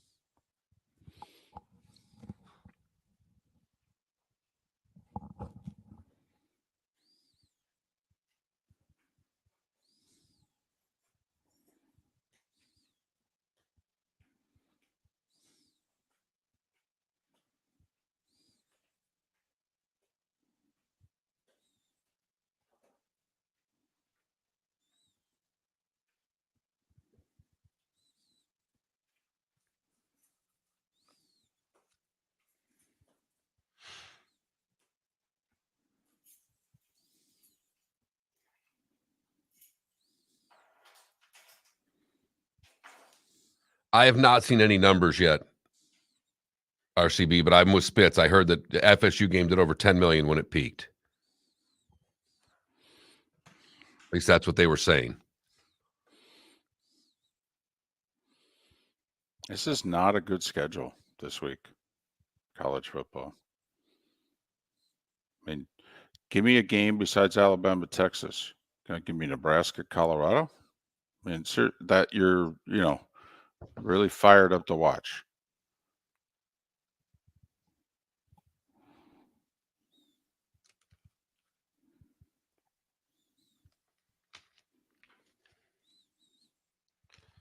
I mean, A&M in Miami.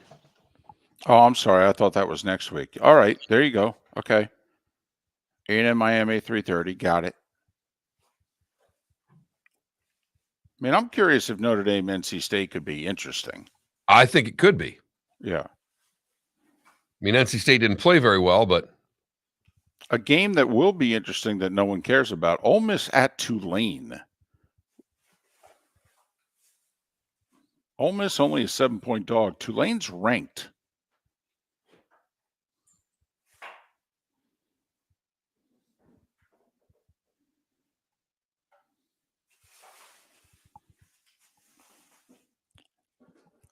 And I'm going to tell you, upset alert, Wisconsin at Washington State.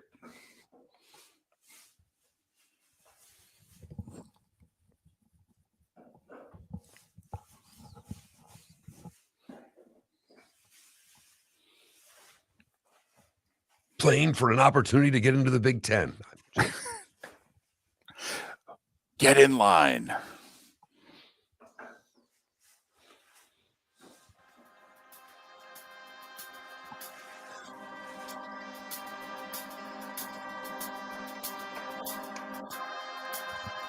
You're listening to Miller and Moulton, only on the Florida Sports Network. And now, here's Mark Miller and David Moulton. 21 minutes past the hour. Miller and Moulton, the Florida Sports Network, floridasportsnetwork.com. Hope you had a terrific holiday weekend. The two of us did. My daughter got married over the weekend, a Sunday wedding. So that was a little different. And I was off with my days, Mark, for like 3 days. I just totally messed up. Thank goodness we had yesterday off. Because, heck, I thought it was Sunday half the day. So I would have missed our show if we didn't have it off because, most weddings are on Saturdays and, what have you. So, but there you have it. Got her married off, going on their honeymoon tomorrow. And, okay, good. Don't have to worry about that. Bada bing, bada boom. I'm done with this one. Right. I will say, love the son-in-law, great guy, Florida State fan. All right. First off, got married on, yes. And he did look at me and say, all right, your daughter is the only thing that could get me to miss LSU Florida State. I go, whoa. Wow. I know. Big too. Went there. Oh, yeah. Well, it's got all the gear. Yeah. Wow. Yeah. He's 31, I think, and he wears gear all the time. And I go, and he started listening to the show once he started dating the daughter and what have you. And so he's heard us go on when you're over 25 and you're wearing stuff, And he goes, well, I don't know what to tell you. You guys are wrong. Just jerseys. I don't have problems with stuff. Right. I wear my stuff. Jerseys, right. Just jerseys. Is it different, though, with a hockey jersey, or is it all jerseys? It's all jerseys. No, it's all jerseys. Trust me, Miller and Moulton are on an island on this one. Totally. We are by ourselves. Totally. Although we were also on an island about speeding up college football, and there was about a 10, 12-year island that we were alone on. Chris Fowler joined us very late in our 10, 12 years. I have a question, by the way. Anybody really notice it this weekend? Week 0, there were 7, 9 games. People watched a little this, a little that. Now that we had the full weekend, right, Thursday through Monday, 5 days, college football every day. I mean, was it terrible? Was it awful? I mean, I don't know about you, but the games still seem to be taking pretty long. Yeah, I didn't seem to notice much difference. Games were it didn't seem a whole hell of a lot shorter. Clemson ran 84 plays last night. I mean, this whole we're going to miss out on plays. And there will be some games where you definitely will. I mean, the Utah-Florida game. Florida ran like 64, 65 plays. Utah only ran like 54. I mean, there's no doubt the new rules played into that game. But, we had 150 plays in Clemson-Duke last night. So, just curious, throwing that out there. Yeah, I didn't see much of a difference at all. I mean, I didn't seem like there was much difference. it's going to be noticeable more when certain styles play one another. But college teams still throw the ball around a lot. And when you throw it, there's incomplete passes, the clock stops. I don't know what to tell you. So it wasn't as apparent early, at least in this, week one. And I don't know what the actual average numbers are, but when you watched a baseball game, you went, holy smokes, this game's going quickly. I didn't have that feeling watching college football. Now, Chip Kelly had a great quote at halftime of his game in which he was being interviewed at halftime, and he goes, man, these new rules, what do we have, 4 or 5 possessions? Boy, I hope you guys are playing a lot of commercials.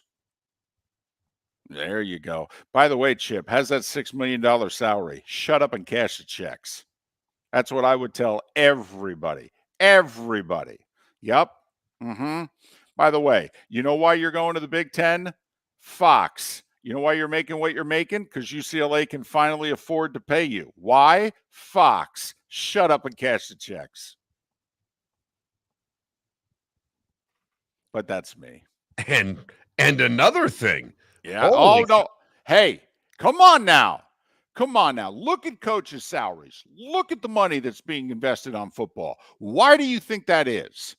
Television money. And then you're going to complain because television says you're requesting over $300 million a year for us to televise your games. That means we're going to need about 2 more minutes of commercials. And by the way, these games are taking entirely too long because we're trying to show 3 games in a day. And you guys can't do a game in less than 4 hours. So we need to speed it up a little bit, and I need 2 more minutes of commercials. And instead of saying, sure, boss, whatever you need, you're complaining? Once again, shut up and cash the checks. Well, and as we've talked about, and this is not just Miller and Moulton. This is, I've know some people in the marketing world that the only thing that they're buying where they know where they can get an audience is what? Sports. Yeah. Yeah. And as you've pointed out, David, we got a writer's strike going on in Hollywood right now. There's no new television, no new shows going to be coming out on network TV. The networks need sports to make money. I mean, what is CBS now promoting? CBS is now promoting, I think they're going to run all 5 seasons of Yellowstone, right? The Costner show? Right. Which was a streaming cable show, right? Well, they don't have any programming. So they're like, well, we own the rights to this. We're going to give it to you. We're going to start from the beginning. We'll edit that sucker down, get a few things out that we can't put on network television. We'll run some commercials and let you watch it this way. Exactly. Time now for our play of the day. Felipe, what do you have for us? Well, the Colorado Buffaloes stole the college football world over the weekend. Shedeur Sanders, son of Coach Deion Sanders, Coach Prime, I should say. He'll probably slap me in the face if I called him Deion. Had 510 yards, 4 touchdowns, no interceptions, 38 for 47 passing. And Travis Hunter, who played over 110 snaps, had 11 receptions, 119 receiving yards, 3 tackles, 1 pass deflection, and 1 ridiculous goal line interception. 3rd down, Morris.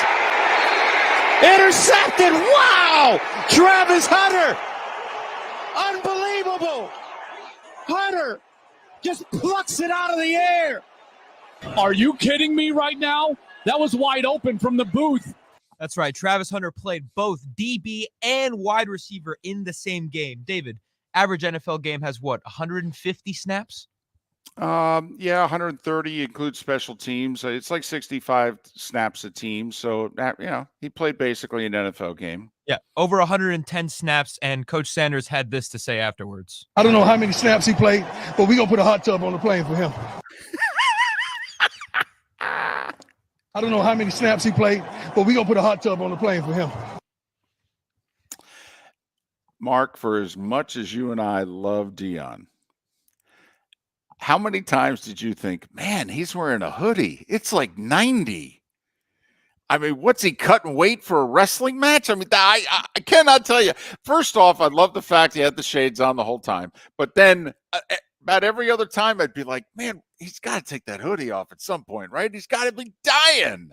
I kept thinking Deion makes the sunglasses look good, and then I see Urban over there with his cheaters that are sunglasses. And all I was wondering is if they showed Urban a full body shot, did he have black socks and sandals on at the same time? Because he screamed old guy at the beach to me.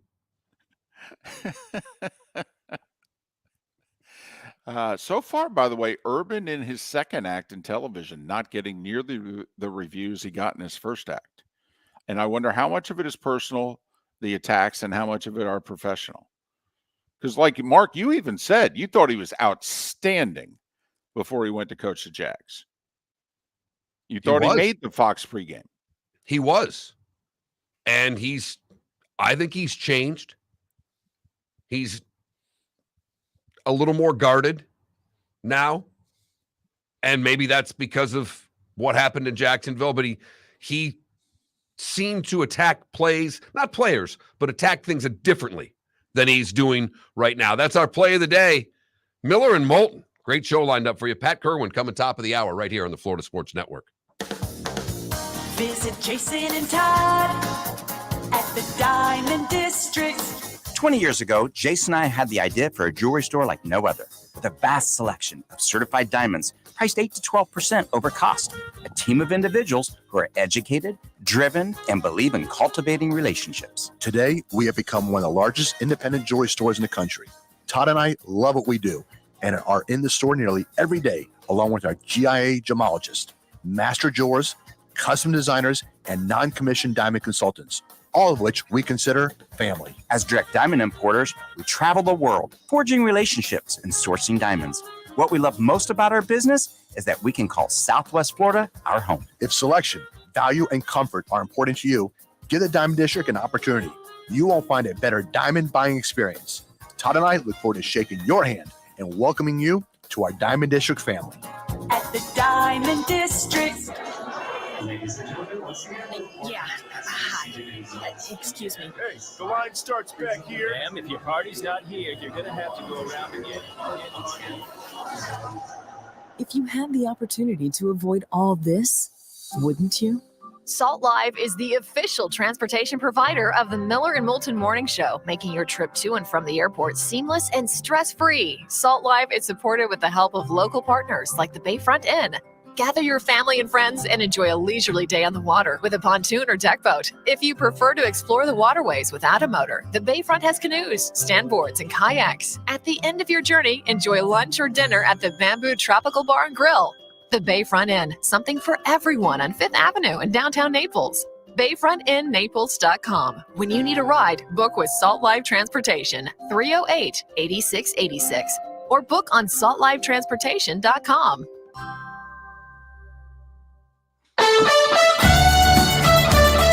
You were listening to Miller and Moulton on the Florida Sports Network.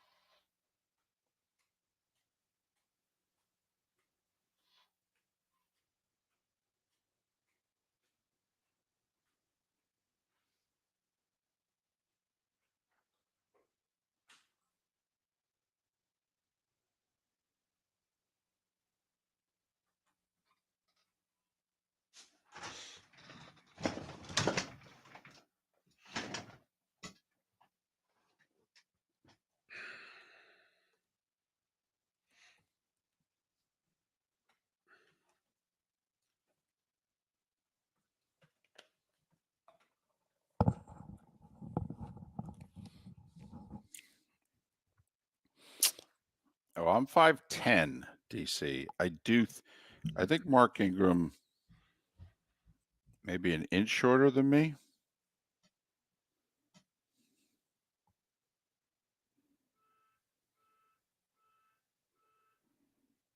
Yeah, he was listed at 5'9", 215 when he played. And now he's 5'9", about 250. People, he's gotten good reviews though. Oh no, he was fine. He's a big man. Right. Yeah, well. See, you have to say that, not me. Because if I lose about 8 pounds, I get down to Mark Ingram.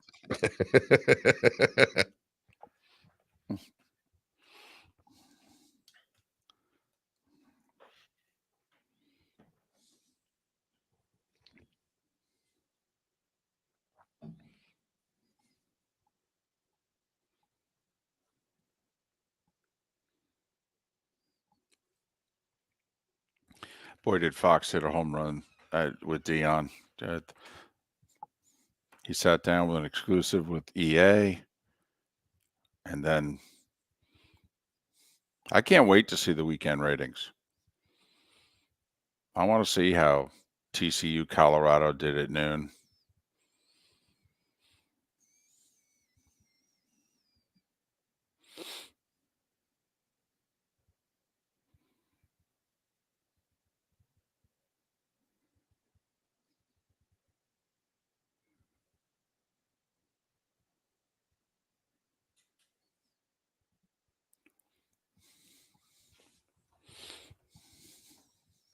Oh, Lane just jumped on the Chip Kelly. Lane Kiffin. So you guys buy tickets to go see Morgan Wallen or Taylor Swift or your favorite concerts and want a few less songs at the end?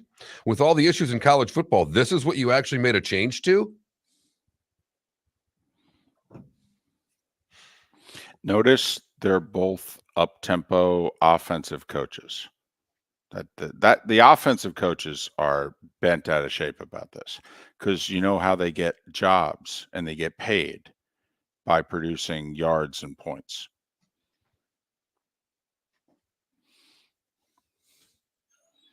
They're selling the sizzle, not the steak.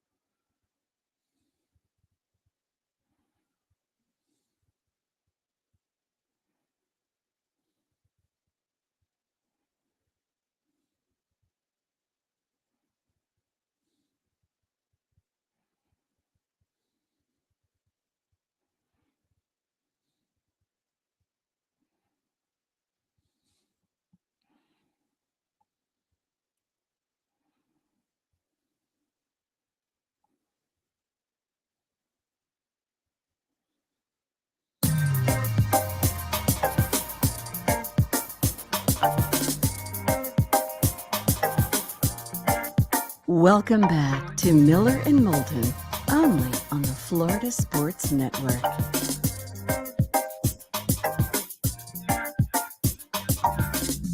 "22 minutes before the hour, Pat Kirwan will join us at the top of the hour. You know the NFL season's kicking off in 2 days, right?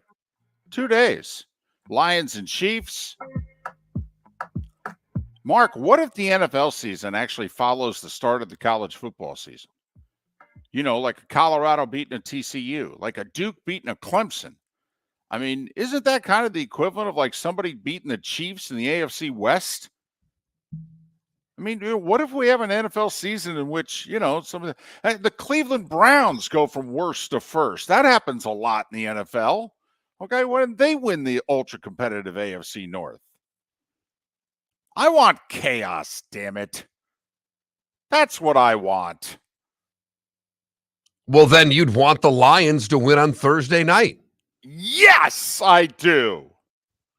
No, I got nothing against the Chiefs. In fact, it's really difficult not to root for the Chiefs. But yes, I do. Think they might pay Jones if that happened? Yes, I do. I mean, if you're really rooting for that, that's the under part of this, of what you're thinking. Is like, you know, you might want to pay this guy who can disrupt things at a level that no one else really can in the league other than Aaron Donald. You might want to get him out there. Especially if the final's like 45-31. Okay, yes. Hello, you've reached the number of Chris Jones. Yeah, my price just went up. Oh, well, I'm sorry, just went up some more. Another Jared Goff touchdown. Please leave a message. Right. Mm-hmm. I do. I want, Colorado's who in the NFL? Give me, give me something here. Give me, come on Colorado now. is who in the NFL? Yeah. Well, it's going to be someone that we expect absolutely nothing out of. Right. I mean, the Chicago Bears.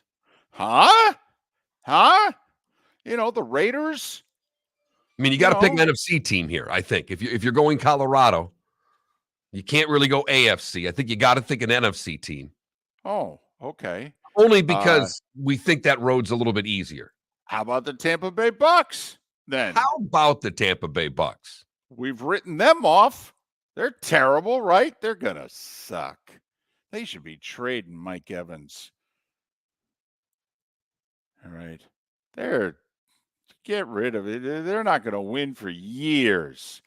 Baker Mayfield. I mean, it's like the guy, what has he done besides win a Heisman and win 11 games in Cleveland and win a road playoff game in Pittsburgh? I mean, he's a bum.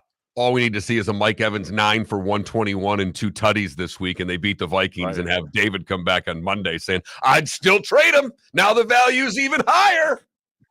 Just sitting there holding up a sign instead of saying, hi, Mom, pay me. Devin White with like 13 tackles, a sack, a forced fumble, and a recovery, sitting next to Mike Evans going, pay me too. That's what I want to see. I do. Maybe it's Washington. Everybody's got Ron Rivera losing his job. Most everybody's picking him for last. I mean, they put in this 5th round pick from North Carolina at quarterback. Kid's thrown like 17 passes in his life. Please.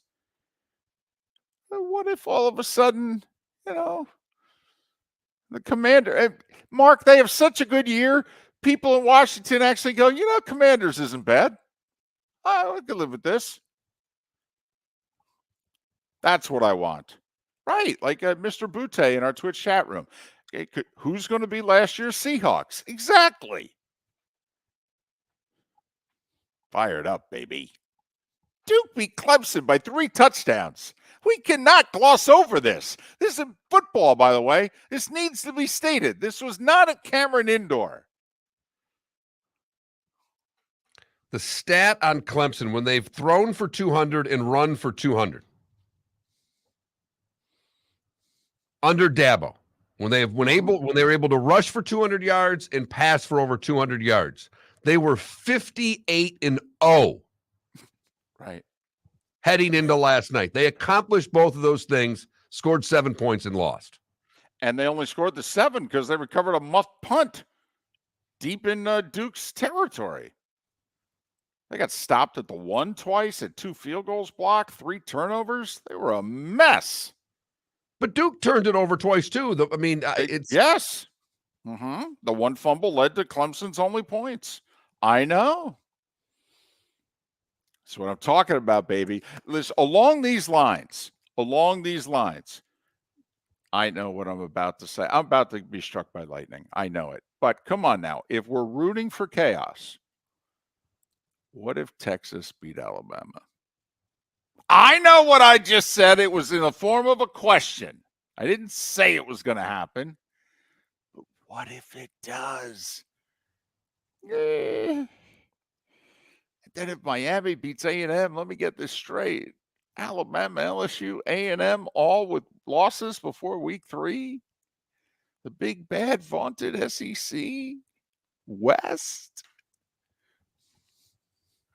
Just saying. The losses would come from what? 2 ACC schools and a Big 12 school? And you can't adopt them yet, SEC, because they're not there yet. Nope. Next year, it's just a good win. This year, it's a monumental upset. Exactly. This year, it's the end of civilization as we know it. So, fired up, Mark. Fired up. Colorado, 21-point dog. Duke was a 2-touchdown home dog. I like it. There we go. Let's get the season off to a good start. But, fun. it was interesting talking to David Samson and the pressure that these coaches are putting on their teams. But Brian Kelly's case and in Dabo Swinney's case, the pressure's real. They expect to play for championships, and they're one loss away from being out of it, and we just started the damn season. Now, they're one loss away from being out of the national championship picture. You can argue the Clemson loss to Duke is the biggest loss of the weekend because that's a conference loss. They don't do divisions anymore. It's top two teams in the conference. Well, if Clemson loses to Florida State coming up here in 19 days, I mean, what, 2 conference losses? Even if you run the table, it's tough to finish in the top 2. And Florida State's got the tiebreaker against you. Heck, Duke's got the tiebreaker against you. Can't laugh about that anymore. Duke won, 9 games last year? I mean, they're not awful. We mentioned Louisville doesn't play Florida State, Clemson, or Carolina. I know they didn't look all that good beating Georgia Tech. They don't have to look all that good and post a gaudy record in the conference. Got North Carolina, who, by the way, 9 sacks against South Carolina. How about Mac After a Brown's defense team? that was terrible last year? Mm-hmm. Which this And they just could have had in, 15 sacks, by the way. I mean, if you watch that game, they were in the backfield. To have 9, Jim Nagy, who runs the Senior Bowl, said it could have been 20. If you're Spencer Rattler, at what point did you turn to a really good friend and go, man, if Carolina sacked me 9 times, how many times is Georgia going to hit me in 2 weeks? Damn. So, good start for the ACC, by the way, even if they did expand westward on Friday, which everybody's still shaking their head about. Don't even get me started on that. I should have changed my Stanford Hawaii pick. All right. And I made that pick expecting Stanford to be told no in the morning, and then the next day they would lose at Hawaii. But instead they were told yes. They were all excited, and then they beat the Rainbows. I was on the wrong side of the wave, Mark. Well, none of us saw that NC State changing their vote, and when they did, that opened the door up for SMU and Stanford and Cal, and now, well, the chaos is put on hold until the spring when we will have more. I know we asked this rhetorically early in the show. Could we post it as our poll question for the day? Sure. Florida State's win over LSU. How does it affect like their future conference home? Helps them, hurts them, no difference. Like, do you think if Florida State you got to admit, for 2 hours Sunday night, Florida State looked like, for those of us of a certain age, Florida State looked like Florida State. I mean, trust me, Gator fans, Canes fans of a certain age, Sunday night went, oh, wow, I've seen that before. And they might have more dudes on defense than they had 10 years ago when they won the national title. They got some dudes. I'm just saying, I mean, if Florida State comes back, I'm just curious, does the SEC and the Big Ten go, hell no, keep them away from here? No way. Well, we've talked about this a million times, and Florida State's hell-bent on leaving, and we get it, and we know all the reasons why. But we've always said, and I mean, this is for 10 years on this show, if not for as long as you and I have been working together. When Florida State has their act together, what conference would you really want to be in? Because the competition level in the ACC to get to the national championship game seems to be an easier path than any other conference. Now, it's complicated, we all know, and this is too early to get into it, but I would have to think somebody out there would want them. And I think, Mark, it's when one conference wants you, then I think you have a chance of a second and a third conference wanting you. Because what do you have going on here? You've got Fox against ESPN. mean, let's be honest. If the SEC wants them, it stays in the ESPN family, But if all of a sudden the Big Ten, let's just say, decides, oh, we'll take them. Hell yeah, we'll take them. Well, now you get ESPN going, whoa, wait, we're going to lose Florida State? I don't think so. And now all of a sudden they're getting on the phone to the SEC going, you want them too. So I'm just curious. It could have nothing. It could mean nothing, Mark. It could mean absolutely nothing. But I'm just curious. Florida State looking damn good. All right. And does that impact where they end up at all? Yes, no, maybe so. I don't know. That's my nomination for a bowl question of the day. And you look at Clemson now, who's actually lost, 3 of their last 4 games? After losing to Duke. And a guy who doesn't like the portal. Right. At all. Has spoken out against it, by the way, which really hurts you if you then decide to dip your toes into the water. Mm-hmm. I don't know what type of team Clemson has, but I watched last night. I watched a quarterback that did not look very good. And there's a lot of talent on that Clemson team, too. There is. There really is. But they were still the pick, by the way, of media and of ACC coaches. Clemson, not Florida State. Clemson was the preseason pick by both the media and the coaches to win the ACC. Now, Miller and Moulton both picked Florida State to win the ACC. We thought they were going to lose at Clemson in September and get payback in Charlotte in December. Now we'll see. Clemson has time to turn this around, but one more loss, as we said, because they've already lost in conference. Could that keep them out of the ACC championship game? And that hasn't happened in a while. No. As a matter of fact, it has not. It has been, they think it's their birthright. But Florida State and others thinking other things, especially the way the Noles played on Sunday night against LSU. Dominant in that second half. Speaking of which, Jeff Cameron will join us in about 45 minutes. He of warchant.com, the sports radio in Tallahassee. Jeff Cameron will join us to talk all things Florida State. But we'll change our attention coming up here. 8 o'clock hour on a Tuesday. That's Pat Kirwan time. Talk all things NFL. Lions and Chiefs. Not only that, maybe not today. We'll wait till Friday to get predictions from Pat. Unless he just offers them up. I know he's making predictions on his show. So, get people. May have to just get one on the Thursday game if he thinks the Lions can pull off the big upset against the Chiefs. So, Pat Kirwan coming up here in a little more than a handful of minutes. Here on Miller and Moulton. Hope you had a great Labor Day weekend. Thanks for starting your work week off with us here on the Florida Sports Network. Ladies and gentlemen, once again. Yeah. Hi. Excuse me. Hey, the line starts back here. Ma'am, if your party's not here, you're going to have to go around again. If you had the opportunity to avoid all this, wouldn't you?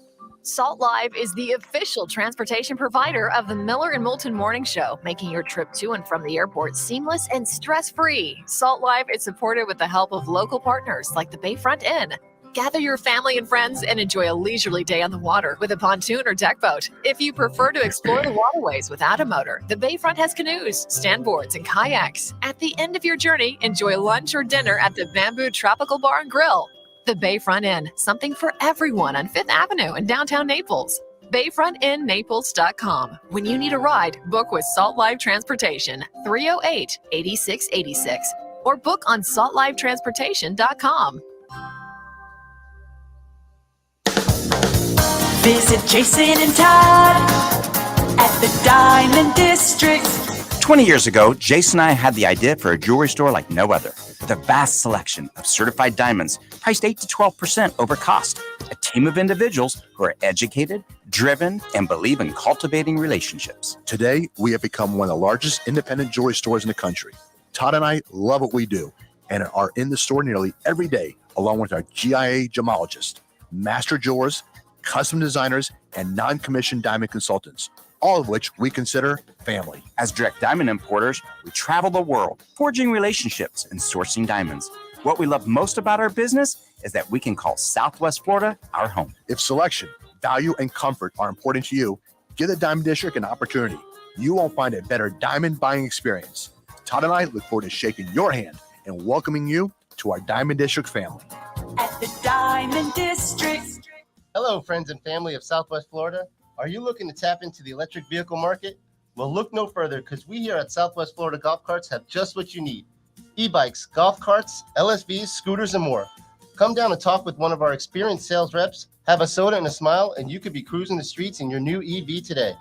Stop by the store or visit our website at flgolfcarts.com and enter for a chance to win $100 off your next purchase by answering Tom's monthly sports question.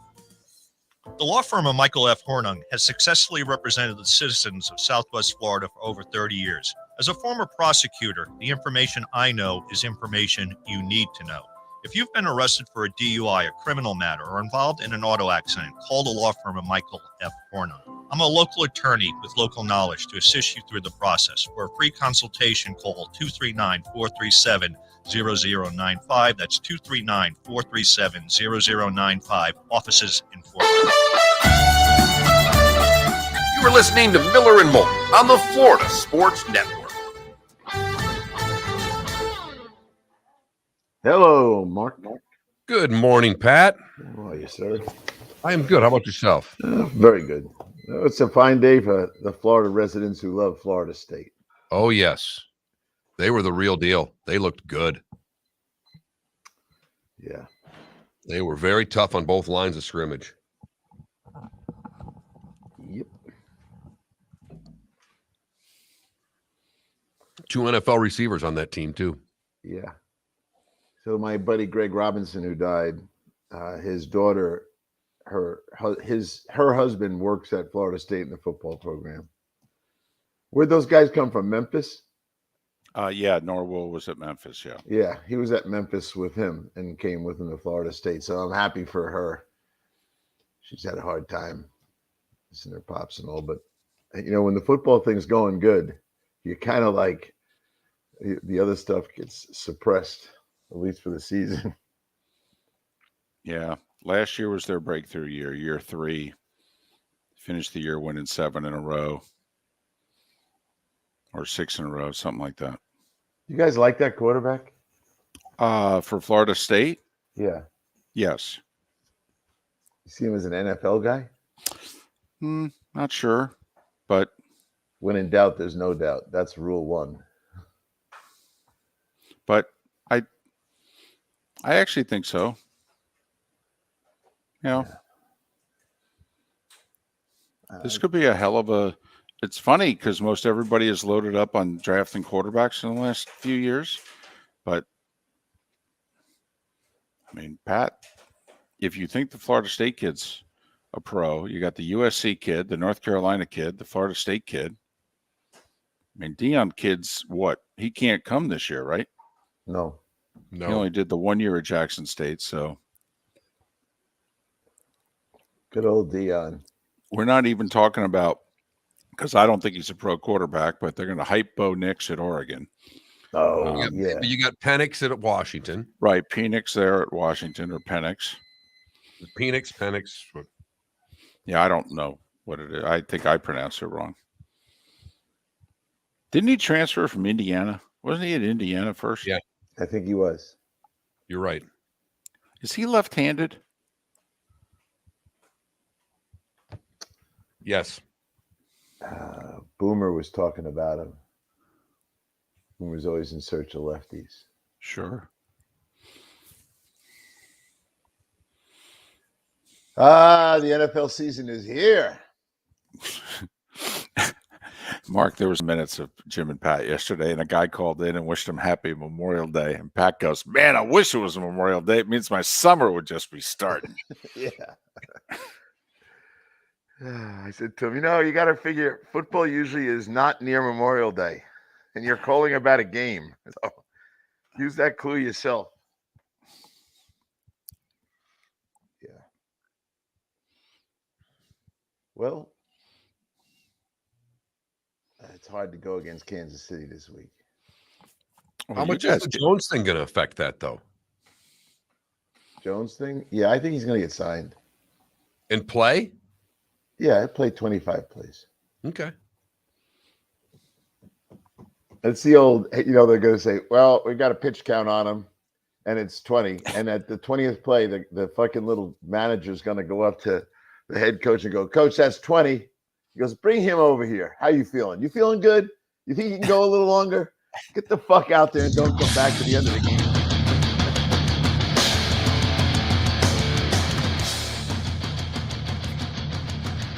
You are listening to Miller and Moulton, exclusively on the Florida Sports Network.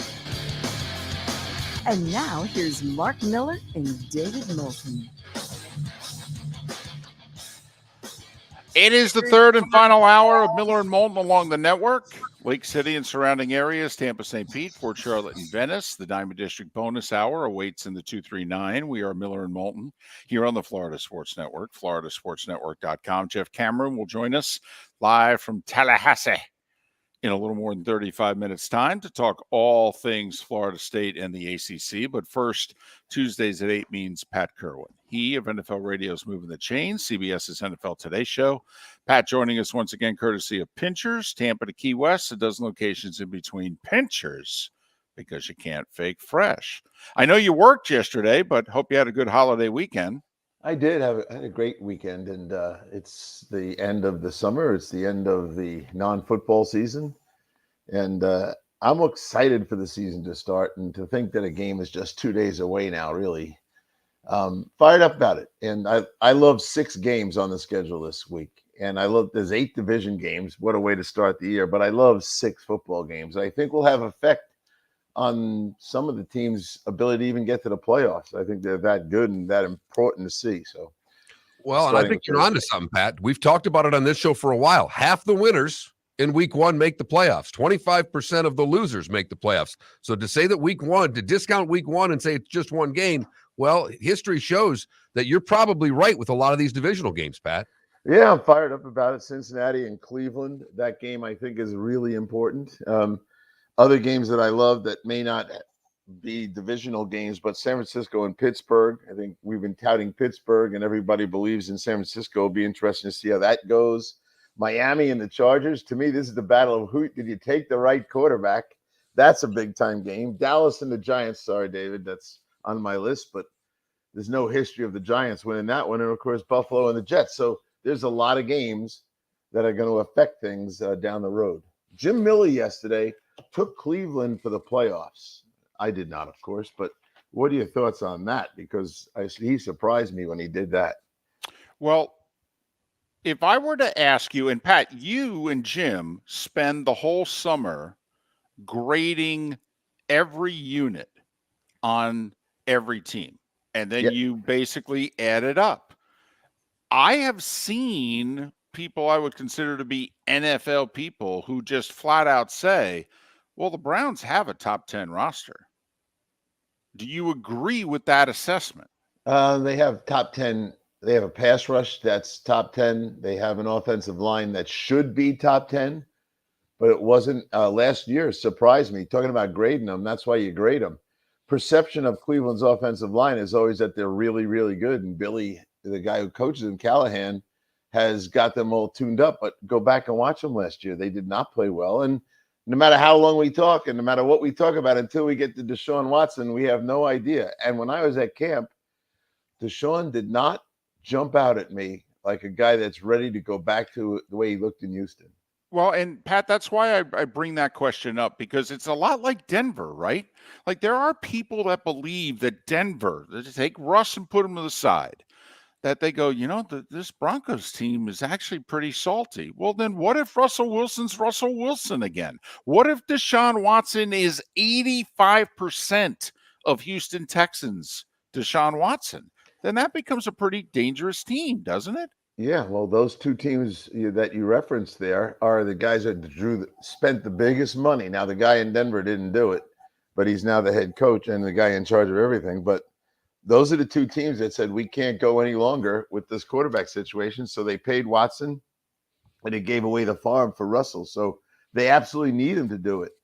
I don't know. I don't want to stay on this subject very long, but the AFC North is brutally hard. You could be a pretty good team in that division. If you the fourth place team in that division might be able to win the AFC South. Well, I mean, isn't that not necessarily the same because we don't think as highly of the Patriots roster, but you look at the three teams in the AFC East, and obviously they all have deep playoff aspirations, and rightly so, and one of those teams probably doesn't make the postseason. Yeah, I agree with that. And when I came down to the wild cards, because Labor Day is the day we pick division winners and all that nonsense, but it is for fun. But when you're doing it, you got to think about who you want. When I got to the wild cards in the AFC, which all three of us have discussed, the AFC is brutally tough. I landed up with Pittsburgh, the Jets, and the Chargers as my three wild card teams. And I left Miami out. And believe me, I was so close to keeping Miami in there. Well, and don't you think, I'm guessing, Pat, that ultimately the tiebreaker is the result this Sunday, that's my point. Have the Chargers winning. Yeah, that is my point about week one. And Mark is perfectly right. It's the numbers and the stats are on your side. And of course, every coach who loses, all 16 losers this week, will say it doesn't matter. And they'll point out something about some team that did it and all that business. But the truth of the matter is it does matter. So we'll see where it goes. But it's your show, not mine. And I don't need to carry on about what we did. No, but I think we're all thinking the same thing. Like, listen, we all have to make picks in this business. For what it's worth, though, Pat, the folks at Gannett, who run USA Today in about 400 papers, they had 10 teams in the AFC winning 10 or more games. 10. They basically said they will devour the rest.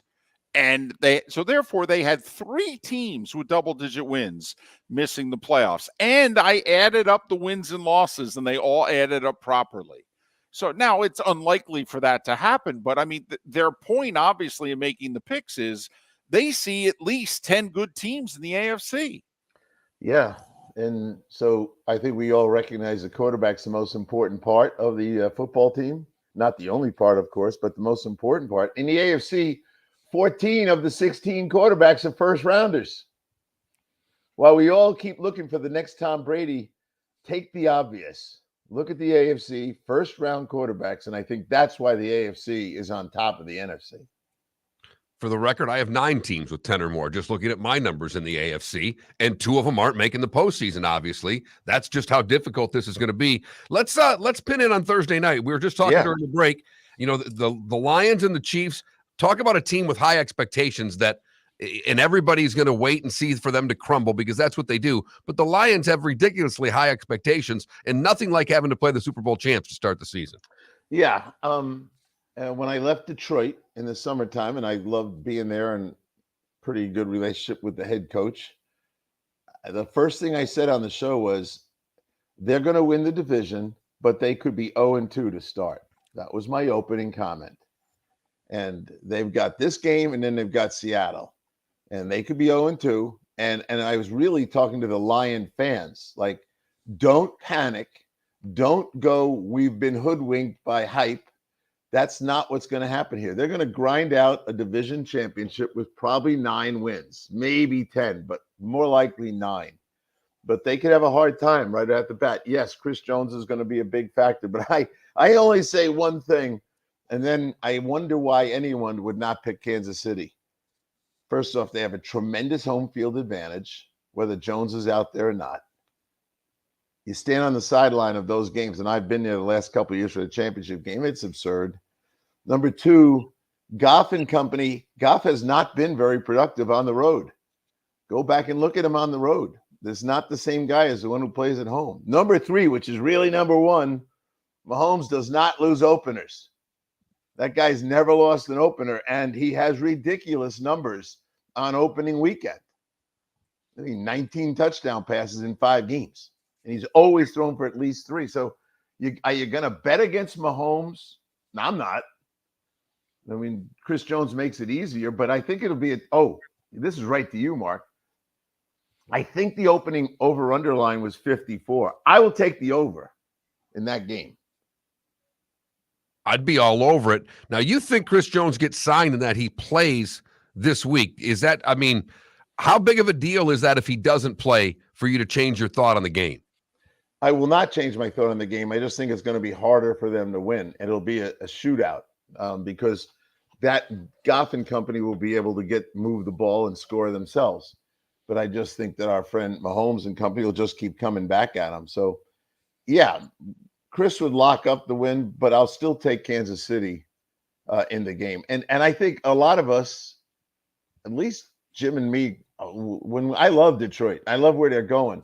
But I think we're all a year ahead, not of winning the division, but being one of those elite teams. They're not there yet for that. They just happen to be a good team in a weak division.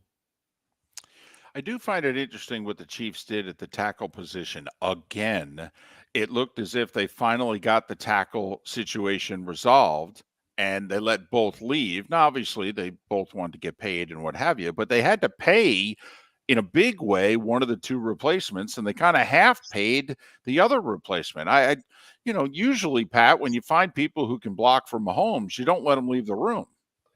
You don't, but they've got financial things coming up here. They've got players that have to get paid. And Andy Reid, he's a lot of things that we all talk about, great coach, all that. But if you really study him from all the way back to his days in Green Bay even, he knows what linemen should look like. And a lot of us go, really, you're going to pay that guy? And then all of a sudden you realize he's not made another gem of a decision. So he'll be fine with what he's got there. And I didn't care very much for Donovan Smith last year. They're going to all say he was hurt. Andy thinks he can get enough out of him. So we'll see. But again, I'm tempted to doubt him, but my rule is don't doubt Andy on offensive linemen. We were talking the North a moment ago, and you mentioned that your partner, Jim Miller, picking Cleveland to win the division. David's been big on Pittsburgh. I hear nobody talking about Baltimore. And when Lamar's healthy, and I know that's the key, Pat, but if he stays upright, they're the team that's been leading this division most of the way. And I know Cincinnati's really good, but it seems as if Baltimore is an afterthought for a lot of people this year. Yeah, it is for me. I didn't pick them to make the playoffs. And I think the world of John Harbaugh, and I love Lamar. He's a great kid. But the reasons for me are I don't like their secondary. There are issues in the secondary. I'm very suspicious of their pass rush. Very. And Lamar has only even played Pittsburgh 3 times, and he's 1-2. Pittsburgh does not fear Lamar. They know how to play Lamar. And so they're going to have their own problems. But it's, again, that division. What separates first place from fourth place? 2 wins? Sounds about right. I mean, it really does. You could see, who knows? Maybe it's a 10-7 tiebreaker for first, and it's a 8-9 fourth place team. It's why we all, I think, have low expectations for the Patriots. We just think that they'll get beat up in the division that they play in. Somebody has to finish fourth. He's Pat Kirwan, NFL Radio, moving the chains, weekday afternoons from 3 to 7. Pat will join us for more on the other side here on the Florida Sports Network. Hello, friends and family of Southwest Florida. Are you looking to tap into the electric vehicle market? Well, look no further, because we here at Southwest Florida Golf Carts have just what you need. E-bikes, golf carts, LSVs, scooters, and more. Come down and talk with one of our experienced sales reps, have a soda and a smile, and you could be cruising the streets in your new EV today. Stop by the store or visit our website at flgolfcarts.com and enter for a chance to win $100 off your next purchase by answering John's monthly sports question. Visit Jason and Todd at the Diamond District. 20 years ago, Jason and I had the idea for a jewelry store like no other, with a vast selection of certified diamonds priced 8 to 12% over cost, a team of individuals who are educated, driven, and believe in cultivating relationships. Today, we have become one of the largest independent jewelry stores in the country. Todd and I love what we do and are in the store nearly every day, along with our GIA gemologists, master jewelers, custom designers, and non-commissioned diamond consultants, all of which we consider family. As direct diamond importers, we travel the world, forging relationships and sourcing diamonds. What we love most about our business is that we can call Southwest Florida our home. If selection, value, and comfort are important to you, give the Diamond District an opportunity. You won't find a better diamond buying experience. Todd and I look forward to shaking your hand and welcoming you to our Diamond District family. At the Diamond District. The law firm of Michael F. Hornung has successfully represented the citizens of Southwest Florida for over 30 years. As a former prosecutor, the information I know is information you need to know. If you've been arrested for a DUI, a criminal matter, or involved in an auto accident, call the law firm of Michael F. Hornung. I'm a local attorney with local knowledge to assist you through the process. For a free consultation, call 239-437-0095. That's 239-437-0095. Offices in Fort Worth. You were listening to Miller and Moulton on the Florida Sports Network.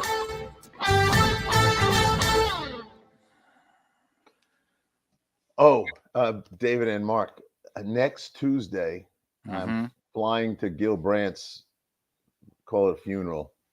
So we can either do Wednesday or Monday. It's up to you guys. But I know my flight is like 6:30 in the morning to get in there at 9:30. Okay. All right. I can't not go to that. Absolutely. No, of course not. You're not working, right? I can't work that day because the thing, it won't be over in time.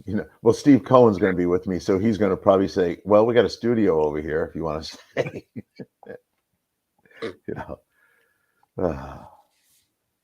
It's one of those deals. But my man Gil,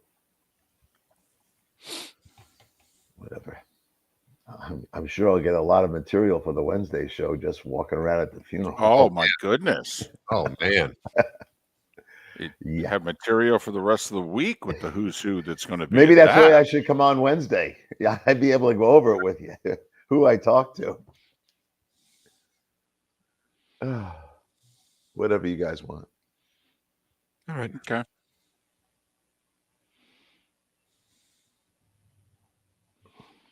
And if you want to tape something, we could tape it. That's easy too. I'm going to pick the Steelers to win the North. I'm going all in. I know. Jimmy took them. I took him to be a wild card. Oh, you'll like this, David. My wild cards in the NFC were Dallas, the Giants, and the 49ers. Mine are Minnesota, Seattle, and Dallas. There we go. But you got Seattle winning the division, right? Yep. Really, because of Purdy. He didn't look the same. I'm just looking at all my records, and I had the Rams, and I did this a week ago. I have the Rams at 6-11. I may want to redo that and just change that to about 4-13. I'd move it to 3. Yeah. No, we were talking earlier. We're like, if Cooper Kupp can't play, they may challenge Arizona for the first pick. Yeah, absolutely. So here are my last place finishers. You tell me if you agree with me. New England, last place. Cleveland, last place. Indy, last place. The Raiders, last place. Washington, last place. Chicago, last place. Carolina, last place. And Arizona. I have all the same as you. I do have Houston and Indy both tied for last in their division. I do too, but I just gave it to Houston because I think they might be able to beat them in a head-to-head. I don't know if I'd go Carolina. I don't think the little guy's going to last. I love the fact you call him the little guy. We have that caller, Kevin. He calls him the little guy. He first Right. off, the little guy is Baker Mayfield. The second little guy was who the hell's the second guy? Oh, Kyler Murray. and he's the third. So he's little guy. Are they getting on hold about now for your show, Pat? They're on hold for over an hour every day, all day. Really nuts. Yesterday, we were bumper to bumper. It's Labor Day. Even the truckers are home. They're in the backyard drinking beer, calling the show.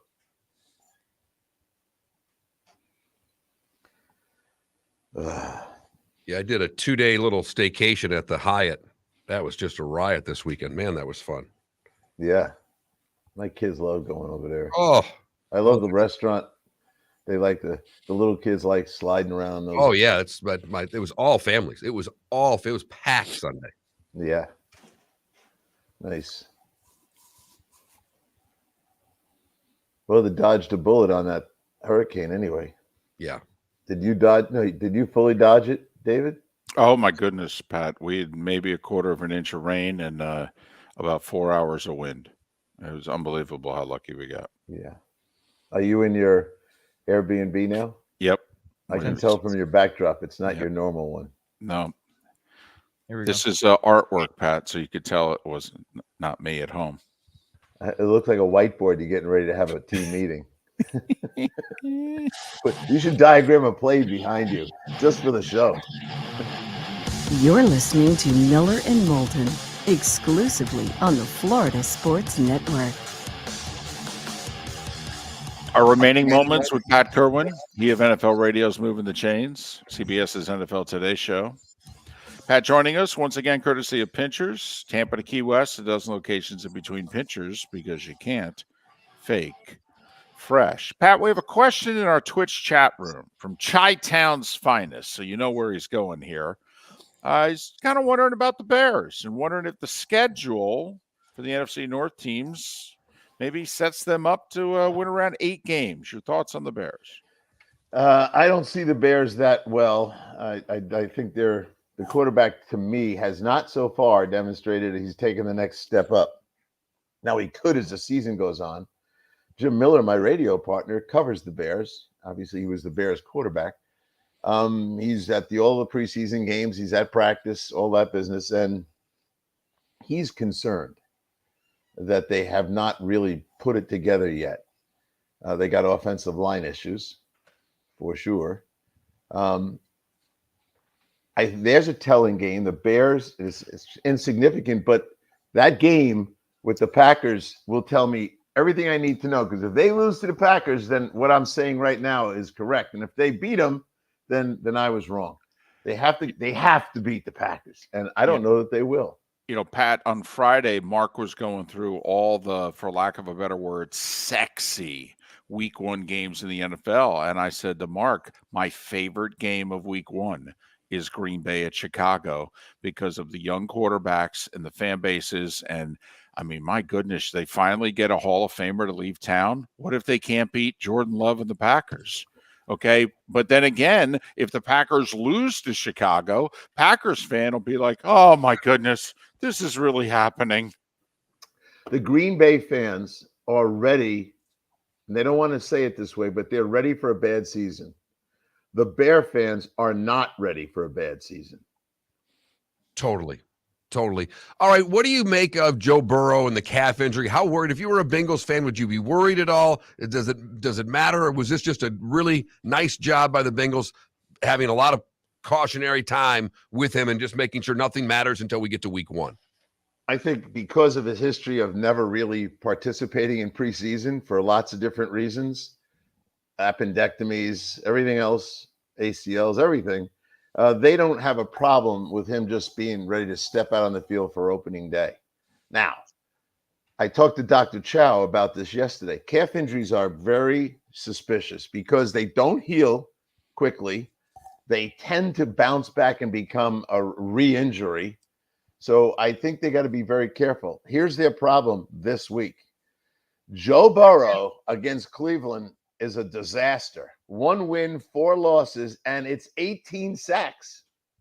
So they can't block Myles Garrett. They haven't blocked him. Go look at his numbers. I was going through them yesterday for the listeners. It's ridiculous. Myles Garrett in 9 games is 7-2, 11 sacks, 9 tackles for us, and 21 hits on the quarterback. So they really need to protect Joe with a big Mixon day. And Mixon has not done very well against them either. So this is a time, and I took Cincinnati to win the division. Would I be surprised if they lose to Cleveland, who I think's not going to go to the playoffs? No, I wouldn't be surprised. But I think Joe will play, and Joe, they'll try to be cautious. But look, if Denzel Ward doesn't play, Joe's going to find open receivers.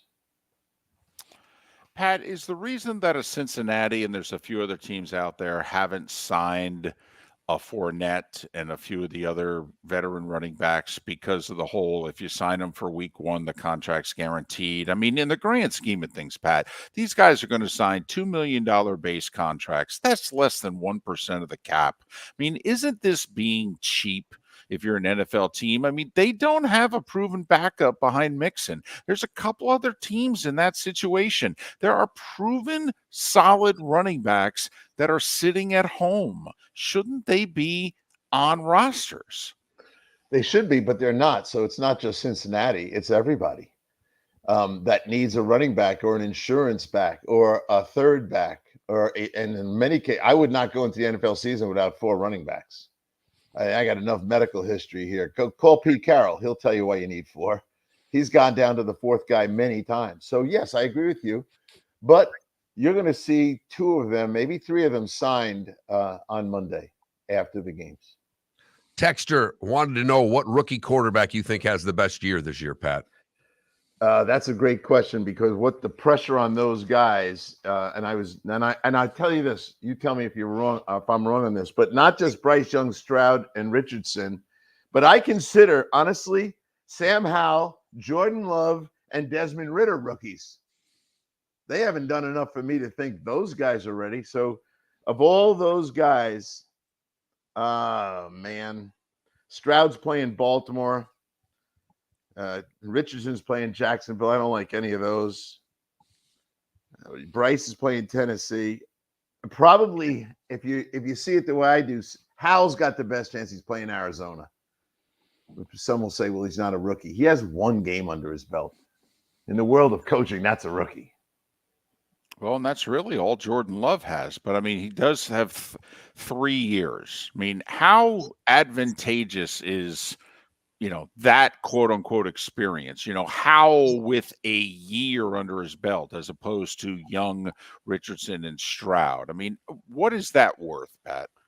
It's worth a lot if the guy who was ahead of you in that classroom every day, the veteran quarterback, taught you how to prepare. You got a chance to see how he was corrected every day after practice, after games. And some of that you absorb. And we all think it'd be, in the ideal world, the quarterback would not play for a year if he was behind. Now, Rodgers will tell you, he didn't really emulate Favre, but he learned a lot, and he was more ready than most. So I do think it helps. I think most guys are going to, Tennessee, Baltimore, and Jacksonville defenses, they're going to play the true rookies. They're going to bring the heat. They are going after these guys. And there's not a guy on defense that cares about the fines. They're just looking to blow these dudes up. When you look at the Dolphins, I know the pressure's on Tua, but shouldn't a lot of it be on the head coach as well? Because it's going to be his job to run the football this year. That's what they want to do.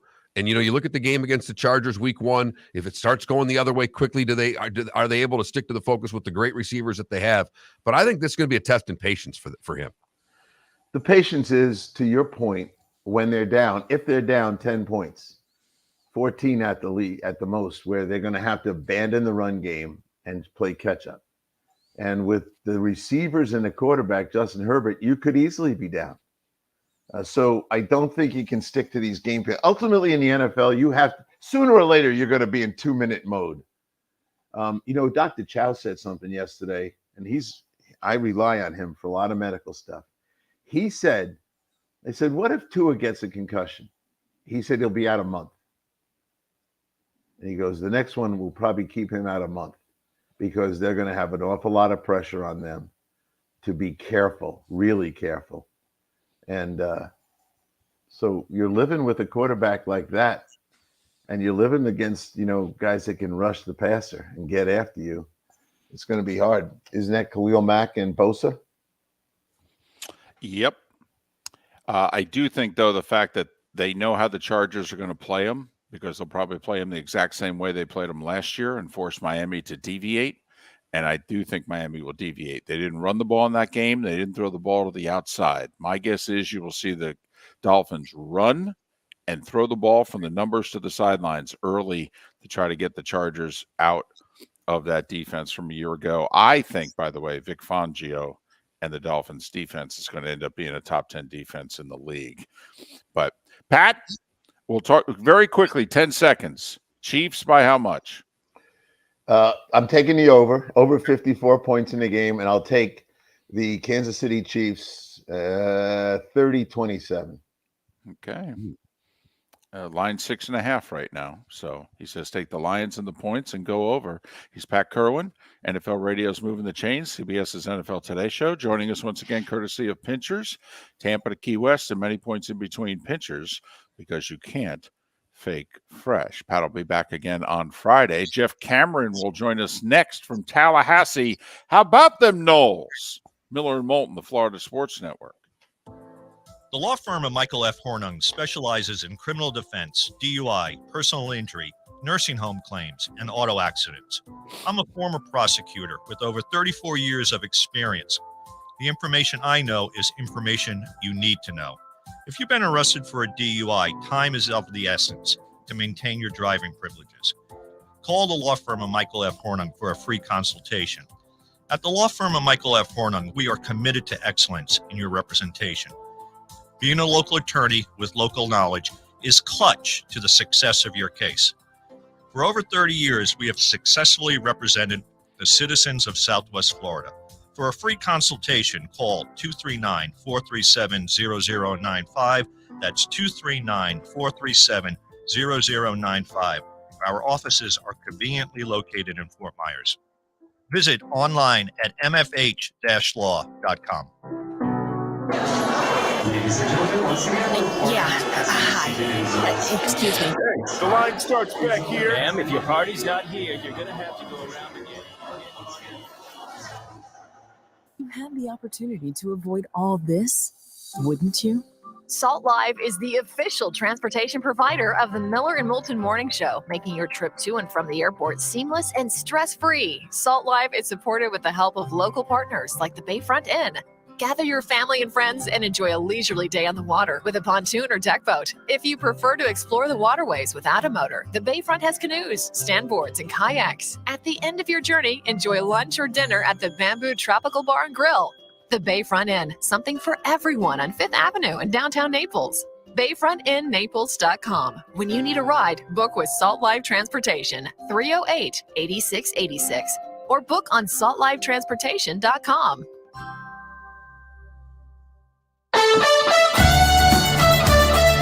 You are listening to Miller and Moulton on the Florida Sports Network.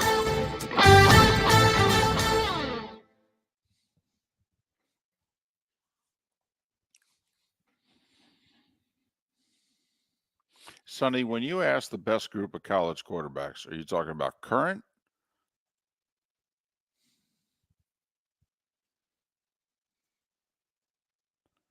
Like, are you looking ahead to next year's draft, or?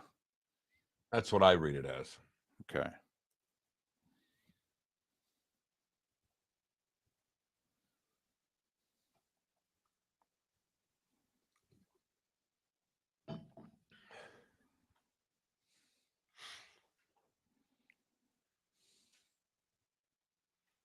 God, if Aaron Rodgers could throw 3 interceptions and the Bills could win,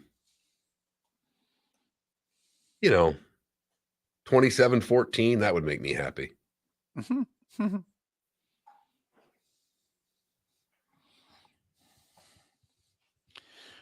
First off, Sonny,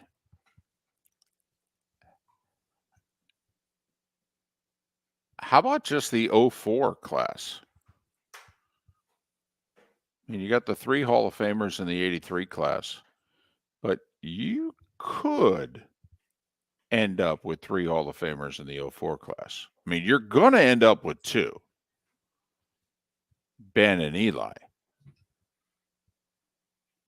And there's going to be a push to get Rivers in. I don't know if he makes it, but there will be a push.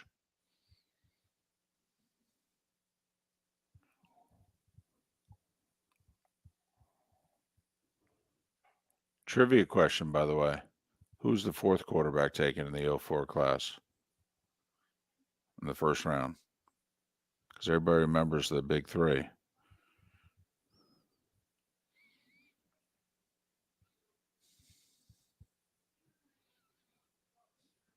Way to go, Yinzer. Way to go.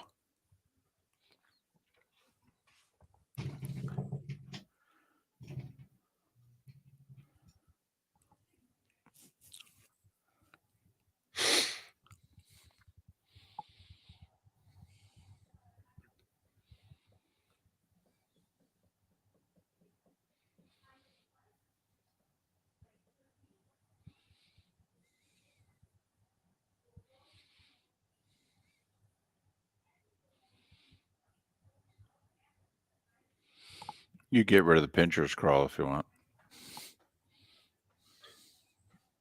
I mean, it's just if you want. You can keep it up there too.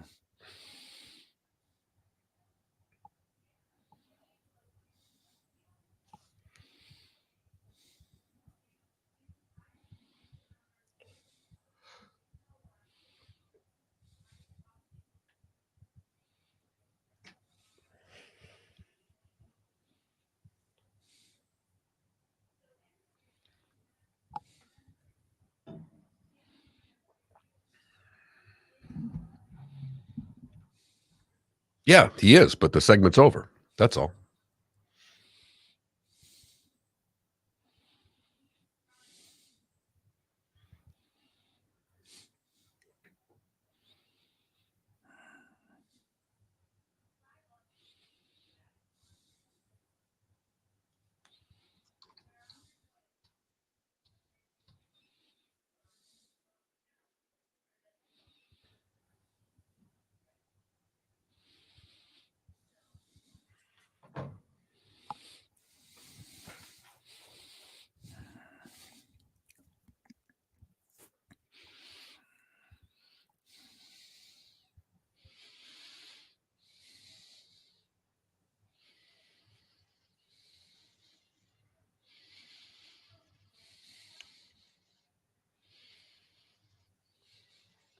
All right, I'll give you one guess. What do you think they're talking about on Get Up right now?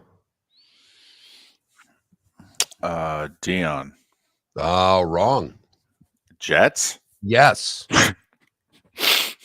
I thought maybe they'd wait till the second hour.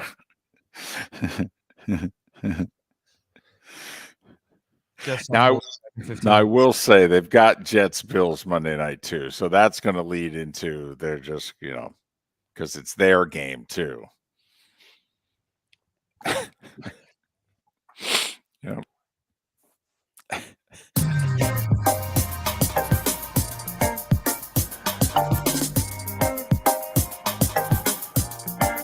Welcome back to Miller and Moulton, only on the Florida Sports Network. 22 minutes before the hour, our final segment along the network in Lake City, Tampa, St. Pete, Port Charlotte, and Venice. The Diamond District bonus hour awaits at the top of the hour in the 239. Put yourself in Jeff Cameron's shoes, all right? You live in the greater Tallahassee area. You work for warchant.com. You do sports talk in Tallahassee.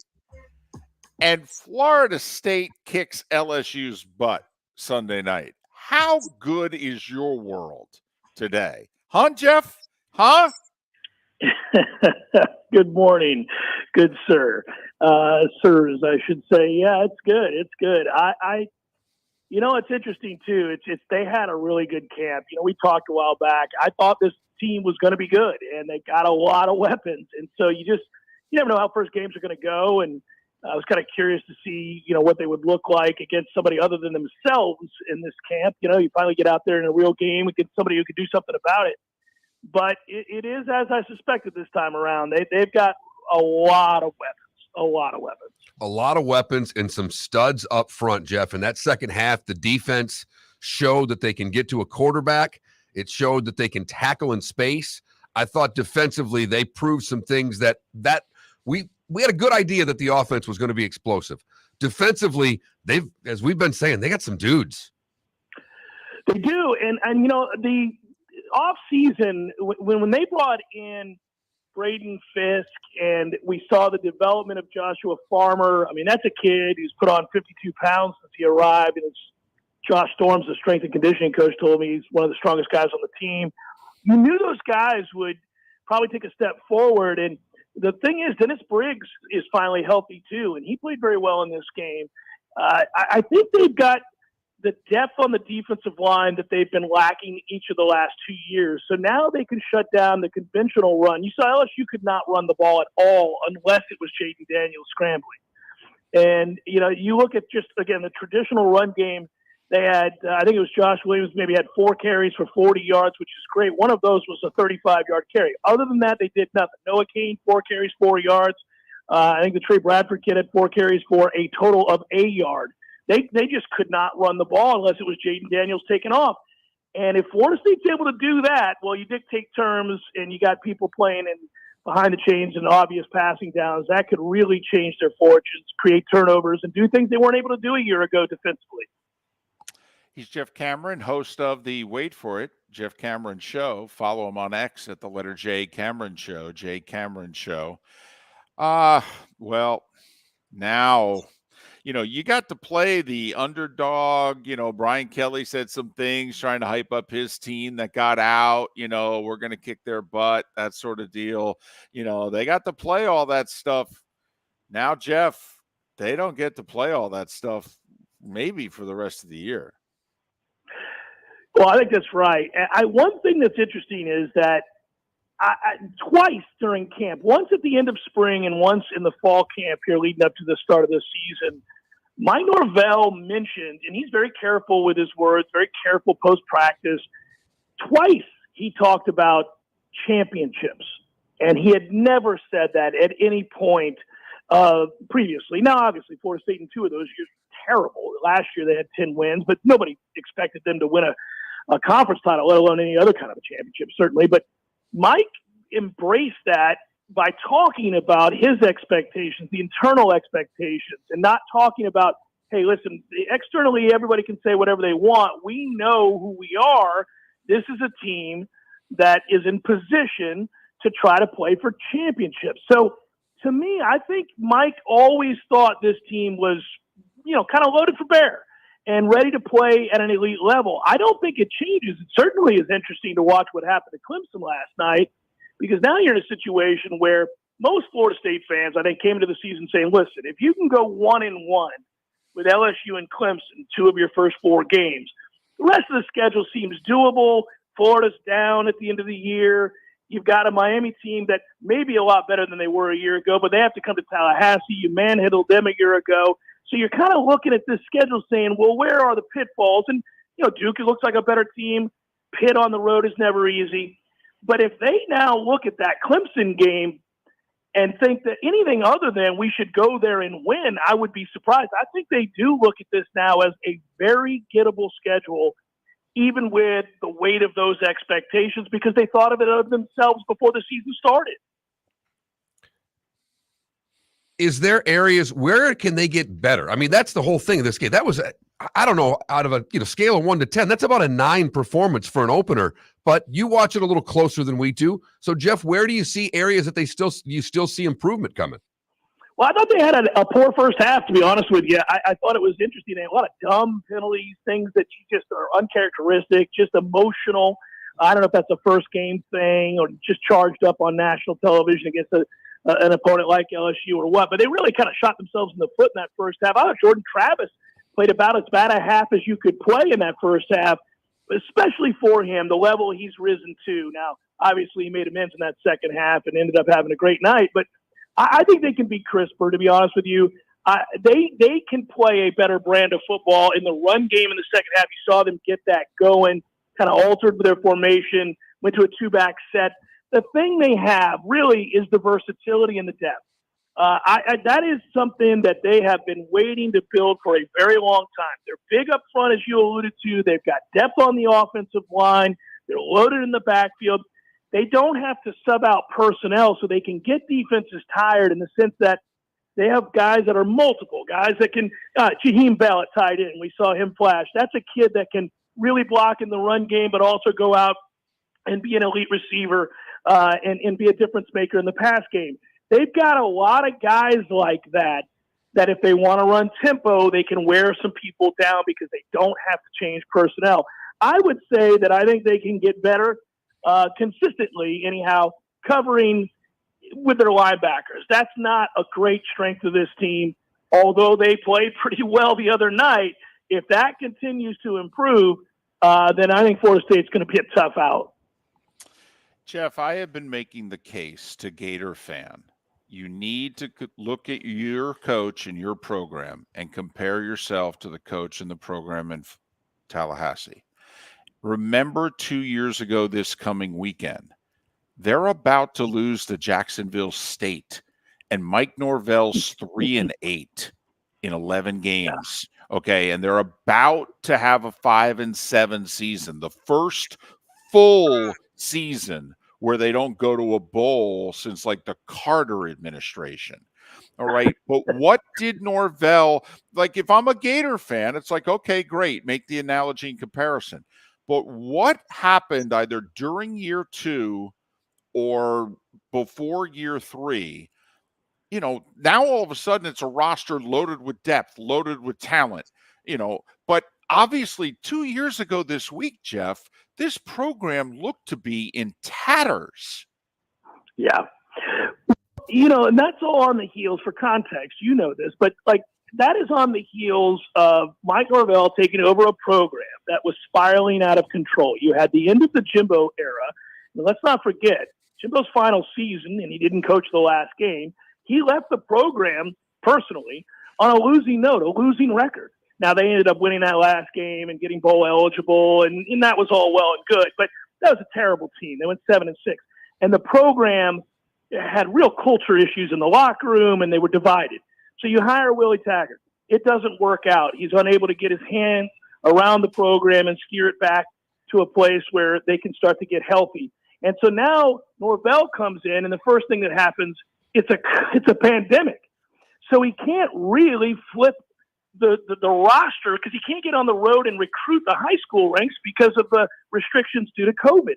So now you are really up against it. And I think the decision Mike made with the transfer portal, it wasn't just, hey, I'm going to attack the transfer portal and offer playing time. I got to flip the roster, raise the floor of talent. It was that I'm going to hit the transfer portal hard, but I'm also going to have a set of parameters that I use to decide which of these kinds of players we bring in. It's not just, hey, can you play? You're better than the guy I have. Come on in here.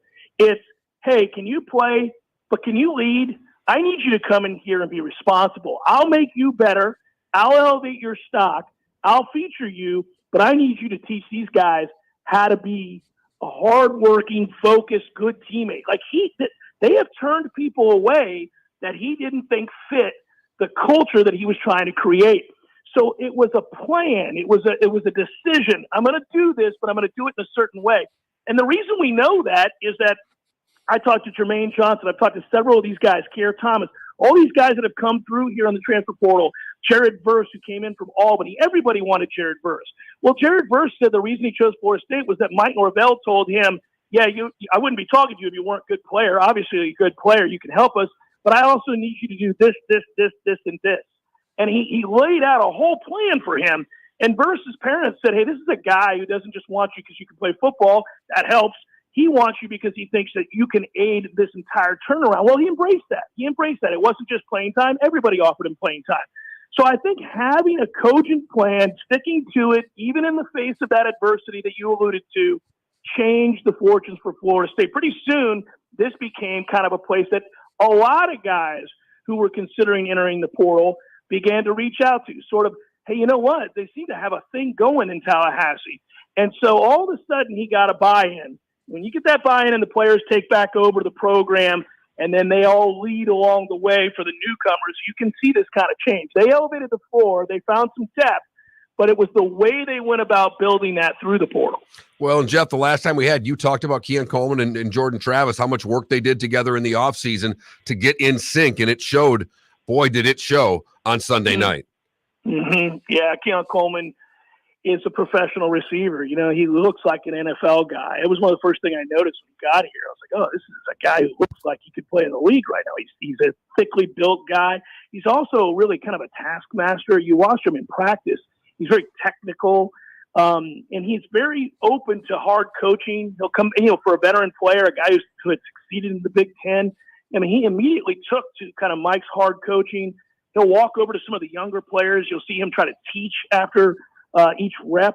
So you kind of got a pro's pro in a weird way, and this polished receiver that came in. And so now you throw that across from Johnny Wilson, and all of a sudden, the defenses have a choice to make. I mean, you're looking at Keon Coleman, Johnny Wilson, Jaheim Bell, Kyle Morlock. You've got a lot of guys, and they're loaded in the backfield. So if you try to play man and turn your back to Jordan Travis, you can take off. If you walk a safety down, they're going to get one-on-ones with some really 6'7", 6'4", 6'5". So they're a large group, that segment group. I don't know. I do think they're going to present matchup problems throughout the year. The real key will be continued improvement from the defense, because I think offensively they're kind of in set it and forget it mode. But defensively, they got to continue to play well. That second half is a good start. Jeff Cameron, host of the Jeff Cameron Show, warchant.com, also on Real Talk in Tallahassee. Follow him on Twitter, the letter J, Cameron Show, the letter J, Cameron Show. Jeff, well, enjoy the week. It should be fun, and thanks for your time. Yeah, it's always a pleasure, fellas. Great job, and appreciate you. Be good. Jeff Cameron joining us once again. So imagine you're doing sports talk in a college town, and your former great program, which hasn't been great for nearly 10 years, looks like they could be great again. How fun are those shows going to be? Oh, I'm telling you, I had a little staycation at a hotel this weekend, and it was one thing on Sunday night as we were all sitting in the bar area, a group of us watching the game together, and there was a big table full of Knowles fans going nuts. But when you see it was Monday morning when they're checking out, and they're all still wearing the gear. And there's a bounce to their step, even though they're incredibly hungover. Right, because it wasn't that long ago. They were leaving the bar late third quarter, paying the check angry, and just heading up to the room. And now they're closing the place down. Right, That's a couple extra drinks for everybody right there. It's a hell of a performance, hell of a second half. So Colorado performance of the weekend or Florida State performance of the weekend? Colorado. Colorado, okay. David. The over-under was 3.5 games, for crying out loud. They were a 20.5-point underdog against TCU. Yes, sir. I just had to ask, that's all. I'll give a 1A to Florida State because it was an incredible performance against a really good team, but we didn't see Colorado coming. No. Hell, I said I was going to pick against them every game this year. Those words could come back to haunt me. Just a little bit. And plus, that coach takes receipts, you know. And we love that coach. I know. We said it. Oh, boy. Listen, I don't want to say Colorado looked good or anything, but Gator fans took to X to say, oh, well, he could be the Gators coach of the year. Whoa, take it easy now. Miller and Moulton along the network, we thank you so much for listening. In the 239, it's the Diamond District bonus hour next right here on the Florida Sports Network.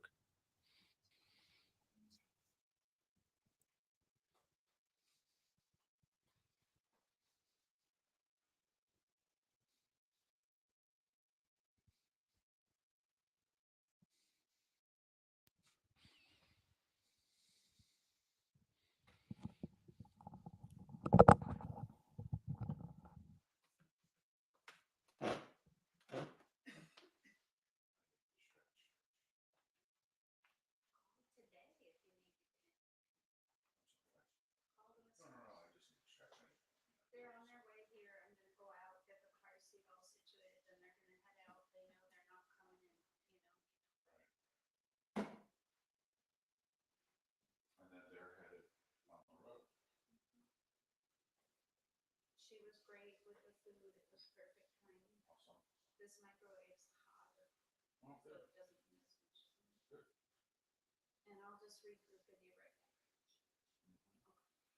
right after the show, I think the lawn folks are coming.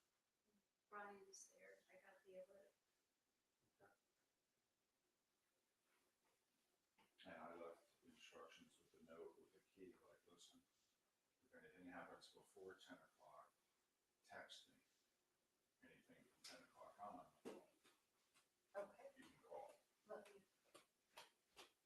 Love you.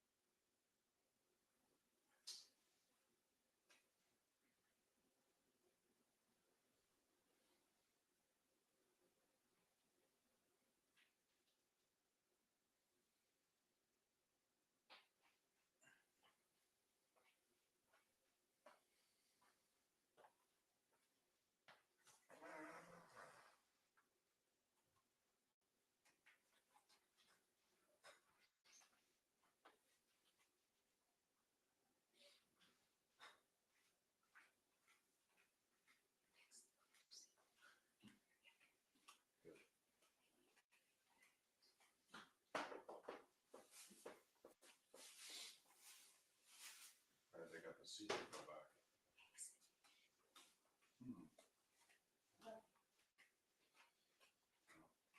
At the end of the night last night, we were both pretty weak.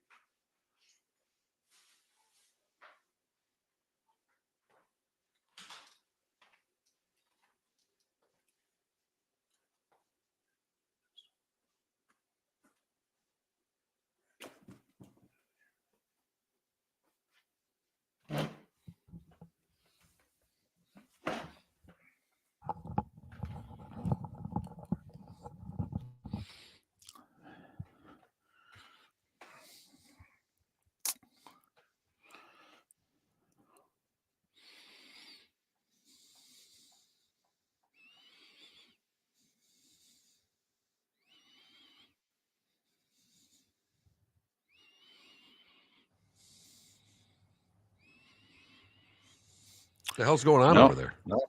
Not you. There's just 47 people in the booth. So I guess there's a button back here that there's a switch that if you switch it off, it turns off this computer, and that computer. And I stretched my legs and I accidentally kicked it. So now I know that that exists, but we're good right now. Just rebooting the computer.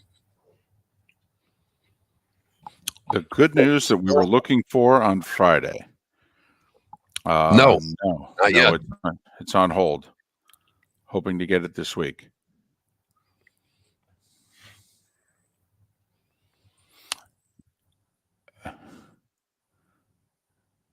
Well, first off, RCB, I'm wondering, is Florida State's success actually good news for Napier? Like Napier gets to go, see what happens when you give a guy time? We need time. Okay. We inherited a roster that was pretty similar to how bad their roster was. Okay. Can't do this overnight. Now, so far, though, he's not getting the transfer quantity and quality that Norvell has got. And that's what's going to have to happen here. Because having high school recruiting classes is great, but then, your team's young for a while.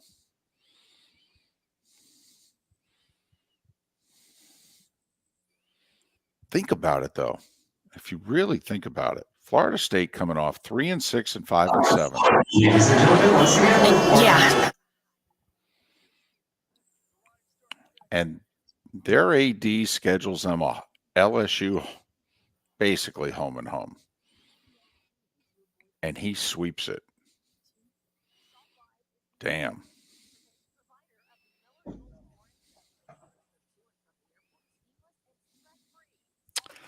Canada Relief, not only do I not have the Eagles winning the Super Bowl, if you take Tom Brady and the Patriots out of the equation, do you know it's the last team to lose the Super Bowl and then win it the next year? The 72 Dolphins.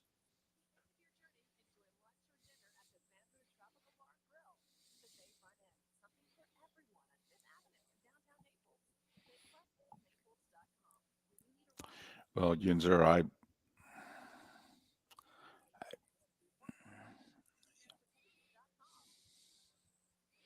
there's a lot of love for Corso at ESPN and on that show, but I don't know. There's a part of me that thinks that they need to make an announcement like this is his last year or something. So, because it's rough.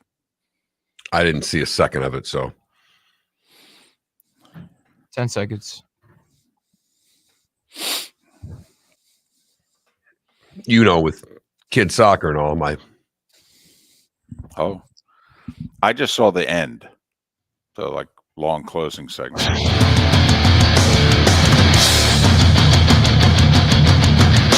You are listening to Miller and Moulton, exclusively on the Florida Sports Network. And now here's Mark Miller and David Moulton. It is the Diamond District bonus hour of Miller and Moulton.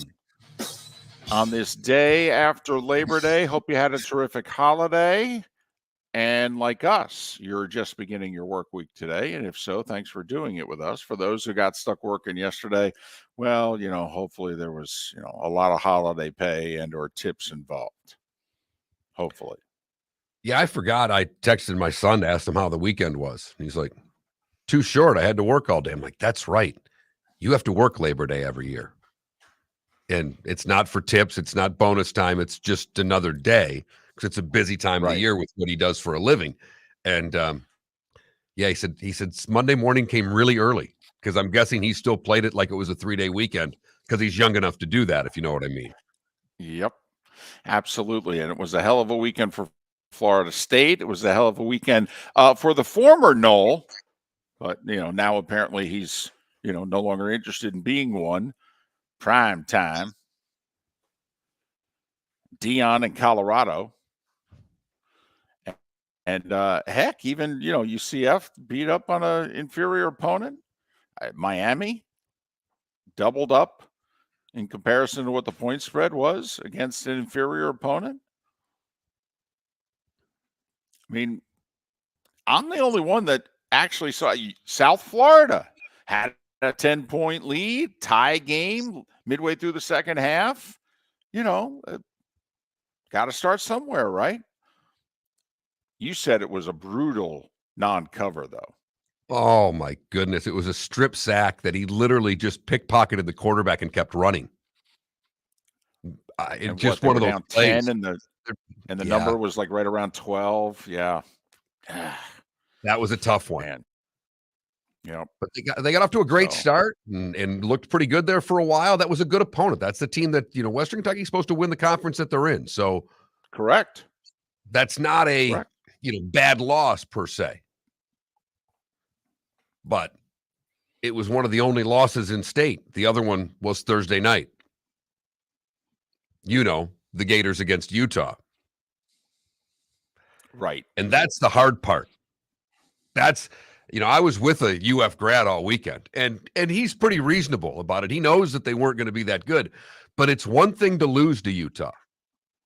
It's another to lose to Utah when Florida State goes out and looks as impressive as they do. Miami wins, UCF wins. It was a tough weekend to be a Gator, and it's hard to be patient when everybody around you is winning. And, by the way, your other biggest rival, Georgia's ranked number 1 in the country. I mean, the rankings are going to come out today, and what? Georgia's going to be 1, Florida State's going to be 4?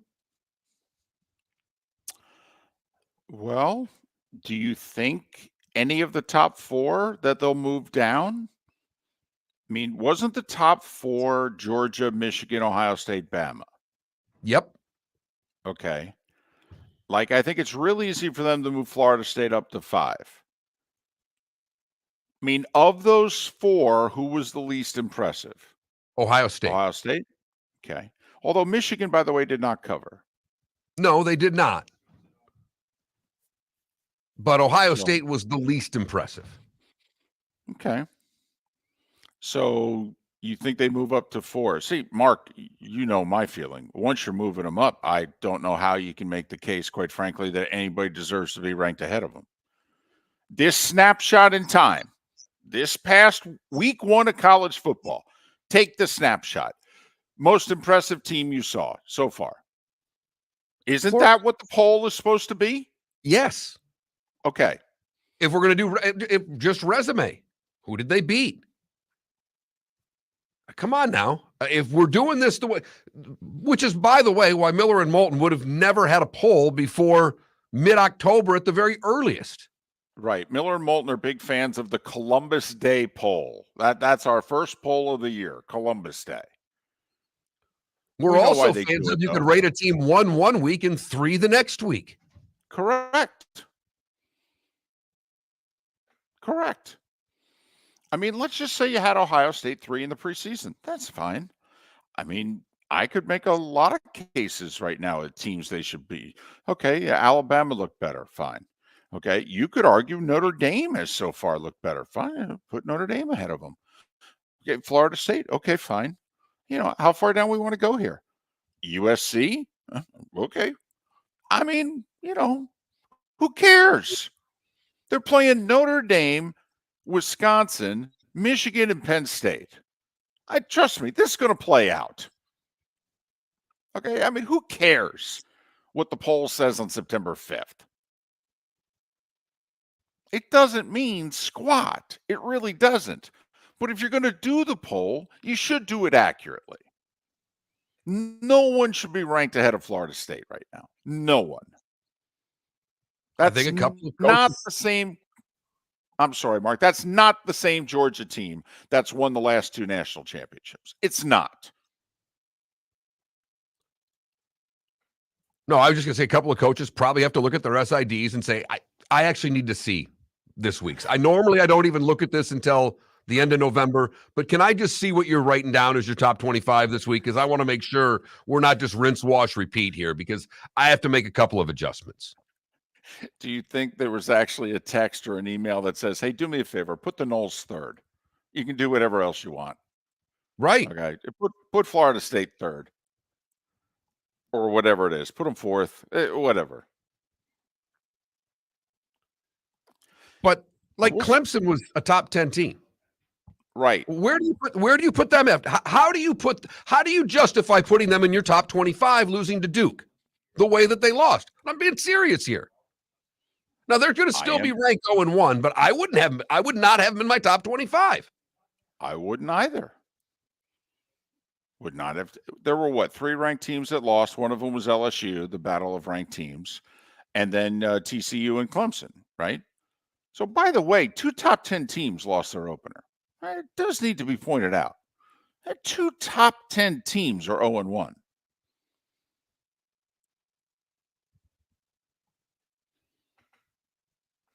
That's how we started college football season, baby. 2 top 10 teams losing, a 3-touchdown favorite at home losing to a 1-11 team from the year before with a high-profile, flamboyant coach who's not going to say afterwards, shucks, God was on our side today and, got a couple of bounces and made a play late.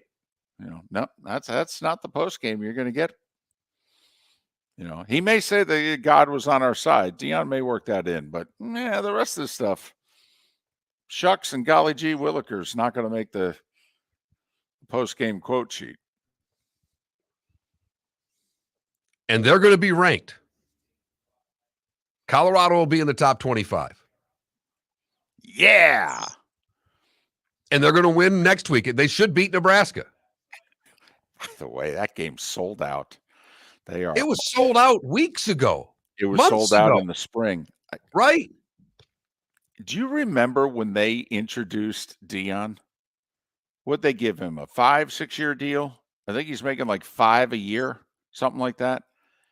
And the AD was asked, hey, how are you guys going to afford this? And he said, oh, no, we can't afford it. Oh, no, we don't have this money. Oh, no. He goes, but we're going to get it. And I guess they have already received as much money as they're going to pay Dion for the entire length of his contract. That money has already come into the program. And that was before they played and beat TCU. And if they get Nebraska, they'll get Colorado State. They could be 3-0. Now, then it's Oregon, USC. The Pac-12 salty this year. They're not going to go undefeated. But if they're 3-0, oh my goodness. So good for college football because yes, there's no middle ground on this. I actually answered a couple of social media posts of people just obliterating Dion. And I'm like, wait a minute. For what? What did you think you were going to get if he won the game? What you just said? Aw, shucks, gee willikers? No. And I'm telling you right now, he didn't even have full-time. He just recruited the portal. Now he'll start coming for linemen. Well, and now that if they have a little success, okay, these were people who just went there to get playing time. All right. Now, if they start to have a little bit of success, some people may go there thinking we can win. Hell, I was only considering Colorado for the PT. Wait a minute. Now, wait, successful? Pac-12 is tough, though. It really is. The Pac-12 is deep. Like, I'm telling you right now, I still don't think Colorado's going to make a bowl game. That's how difficult I think the Pac-12 is this year. But, we'll see. They make a bowl game, he's coach of the year. We said it, though. We said that before the season started. We said if they go 6-6, he's coach of the year.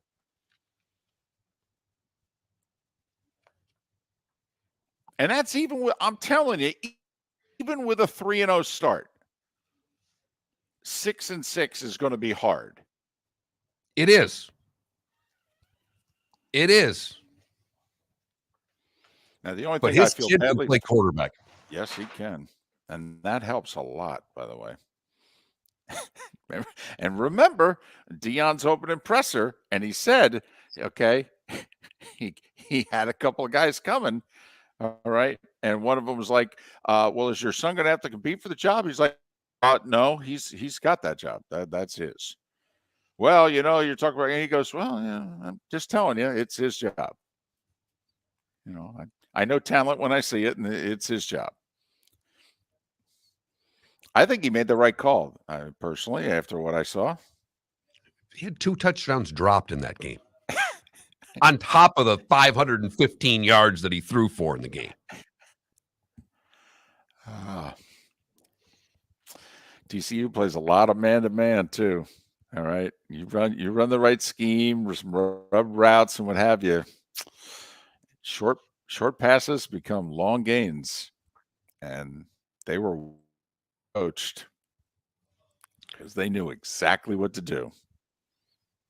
And he throws a really pretty deep ball, too, when he throws it. Mm-hmm. And that's what impressed me. The touch on his deep ball impressed the hell out of me. It's a very catchable ball, isn't it? It really is. It looks like a soft ball in the air. You're right. And it gets there, and yet at the same time, you think it's a soft catch. Miller and Moulton. The good, bad, and ugly. What's on tap today was the day when in 25 minutes. Hello, friends and family of Southwest Florida. Are you looking to tap into the electric vehicle market? You'll look no further because we here at Southwest Florida Golf Carts have just what you need. E-bikes, golf carts, LSVs, scooters, and more. Come down and talk with one of our experienced sales reps, have a soda and a smile, and you could be cruising the streets in your new EV today. Stop by the store or visit our website at flgolfcarts.com and enter for a chance to win $100 off your next purchase by answering John's monthly sports question. The law firm of Michael F. Hornung has successfully represented the citizens of Southwest Florida for over 30 years. As a former prosecutor, the information I know is information you need to know. If you've been arrested for a DUI, a criminal matter, or involved in an auto accident, call the law firm of Michael F. Hornung. I'm a local attorney with local knowledge to assist you through the process. For a free consultation, call 239-437-0095. That's 239-437-0095. Offices in Fort Worth. Visit Jason and Todd at the Diamond District. 20 years ago, Jason and I had the idea for a jewelry store like no other, with a vast selection of certified diamonds priced 8 to 12% over cost. A team of individuals who are educated, driven, and believe in cultivating relationships. Today, we have become one of the largest independent jewelry stores in the country.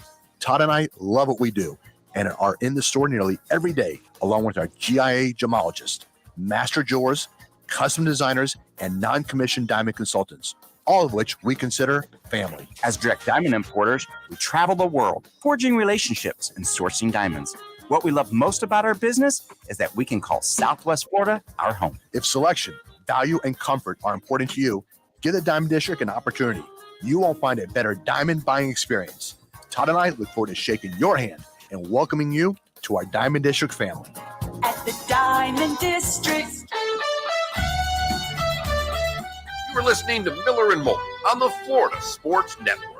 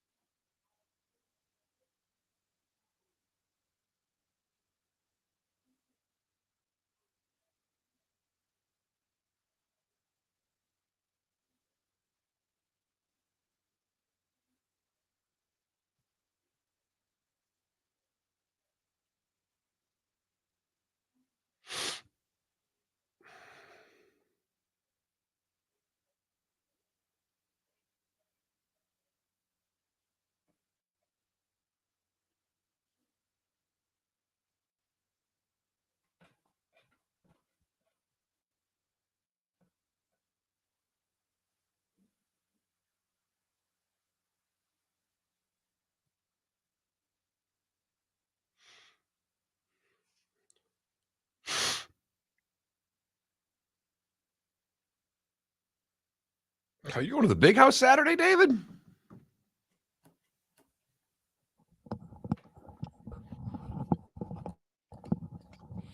I just said, you're going to the big house Saturday? Yeah. Yeah. And then in 3 weeks, it's been over 30 years, but Happy Valley. CBS will have a doubleheader. They'll have the SEC game at 3:30, but the primetime game is, since Notre Dame, Ohio State's going to be on NBC that night. The Big Ten is like, hey, we need to get a game. So Iowa at Penn State. No one to watch outside of Iowa and Penn State, with Ohio State and Notre Dame going on at the same time, but we'll be doing it.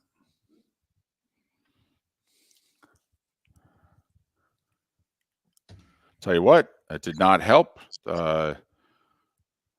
offense coordinator's cause Saturday, only scoring 24 points in a non-conference game. He's got to average what? And they had them early. They had 14. They'd scored on their first two drives, up 14-0. I'm looking at this going, all right, look at Iowa score some points. And then they never really did much after that. Bob Newhart's 94 today, by the way. Yeah.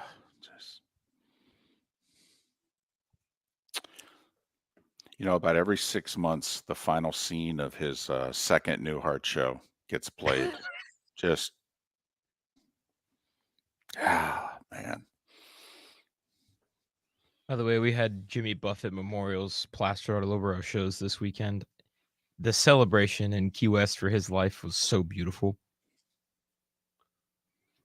Makes you want to go to Key West.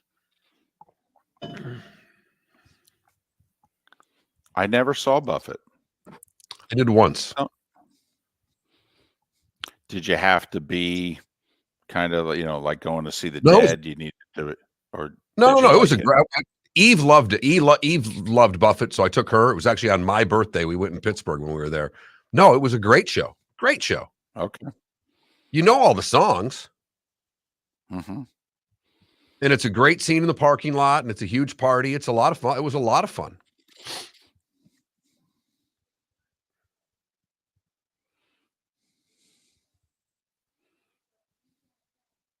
Wow.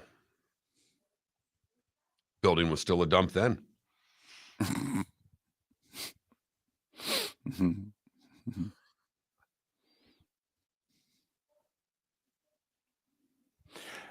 Deadstruck, I had a Bob Newhart album.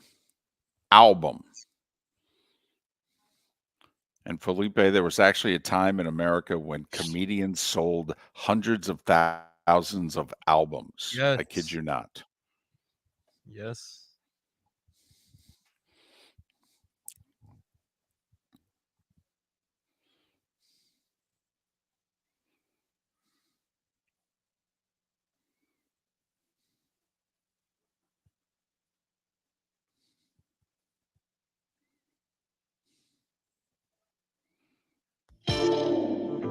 Welcome to the bonus hour, brought to you by Jason and Todd at the Diamond District. And now, here's Mark Miller and David Moulton. 21 minutes past the hour. Good, bad, and ugly. What's on tap today was the day when all 17, 18 minutes away. Here on Miller and Moulton, thanks so much for being with us. Thanks to Todd and Jason, the good folks at the Diamond District. And we do appreciate, whether it's been the law firm of Michael F. Hornung, the Diamond District, we do appreciate it when you go in and you say, hey, part of the reason I'm here is Miller Moulton. I support them, you guys support them, so I'm supporting you. We appreciate that. That helps us out. Makes us a couple, 2-3 shekels. Not much more than that, but a couple, 2-3. A shekel's a shekel, David. Got that right, Mark. Got that right. Especially for you. You need every shekel you can get right now. Mark, I have no shekels left. Let me tell you, football season, I have to go on the road and make money. I have to. I said to my wife the other day, for those that don't know, our daughter got married Sunday. And so obviously, it's $10-12. And we're totally renovating our condo. So that's another $20-30. And so I said to my wife the other day, I said, well, here's the good thing. I made it to football season. So either A, I'll work the football season and we should be able to eventually pay, a good chunk of this off. Or B, I'll die and you'll get all the insurance money, at which point you'll pay everything off. I go, so we're fine. We're fine. So I don't know if my wife is rooting for a good football season or death. It's one or the other. Well, that's perspective, David. That is perspective. Right. This morning, it looks like she's rooting for football season. I got to admit, 48 hours ago, probably death. But right now, it looks like football season. So, okay. You know why, David? Because you had explained to me before the show, in this whole renovation, you have to move out of your place and you're renting a place for a month. And so part of it is, you told me before the show that you did probably more heavy lifting in the last 2 days than you've done in the last 20 years. Yes. Based on the amount of heavy lifting that you did, she needs you on the other end of the renovation to do the heavy lifting again. That is really why she's rooting for football season. Mark, you are so right. In fact, I'm pretty sure she was rooting for death until she saw how much stuff had to be moved out of the condo. And then she thought to herself, well, if he could just live 2 more damn days, I need him to get this stuff out of here. Now, there is a son-in-law insurance money. She doesn't need you as much. It is true. Now there's a son-in-law, though. We could put him to work. Okay, once again, now I can die. She can get the insurance money. She can put the son-in-law to work. He's got a bunch of friends that are young. We just saw him party. Okay, they're strapping lads. Okay, they'll. And after the barbell, they kind of all owe you one.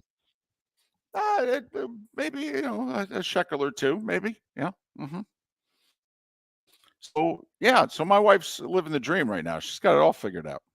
She's going to get a new condo out of the deal. Okay. one way or another, all the stuff's going to end up back in her place. Okay, I may or may not be there once again, depending on the mood. It's a flip of a coin. After 27 years of marriage, well, come see, come saw. So that's what we got going on. Hey, by the way, I feel as if we need to update you. There's a few things that have happened, not just football related. All right, are we allowed to talk about things that are not football? I'm just wondering. I suppose we can allow it. Okay, the Rays are 3.5 back. That's all I'll say. They're 3.5 back. There's 4 weeks. 4 weeks yesterday. So we're down to, 27 days left in the baseball season. Roughly 25 games. The Marlins won 4 in a row. While we were, talking and watching football. Now, Mark, that was the problem. The Marlins got themselves in position in August where we were paying. They folded now that we're not paying attention to them anymore, and it's football, no one in Miami is going to pay attention to them. Now they may go make the damn playoffs. After all, the year of South Florida sports.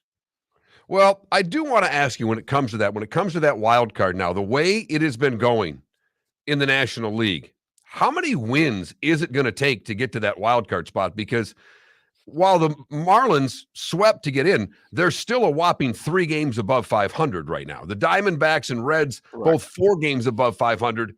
They're tied for the last playoff spot right now that I think Arizona by percentage points has it because they've not played the same number of games. But is it really going to take 86 to get in? No, I don't think so now because that would be 10 games over 500.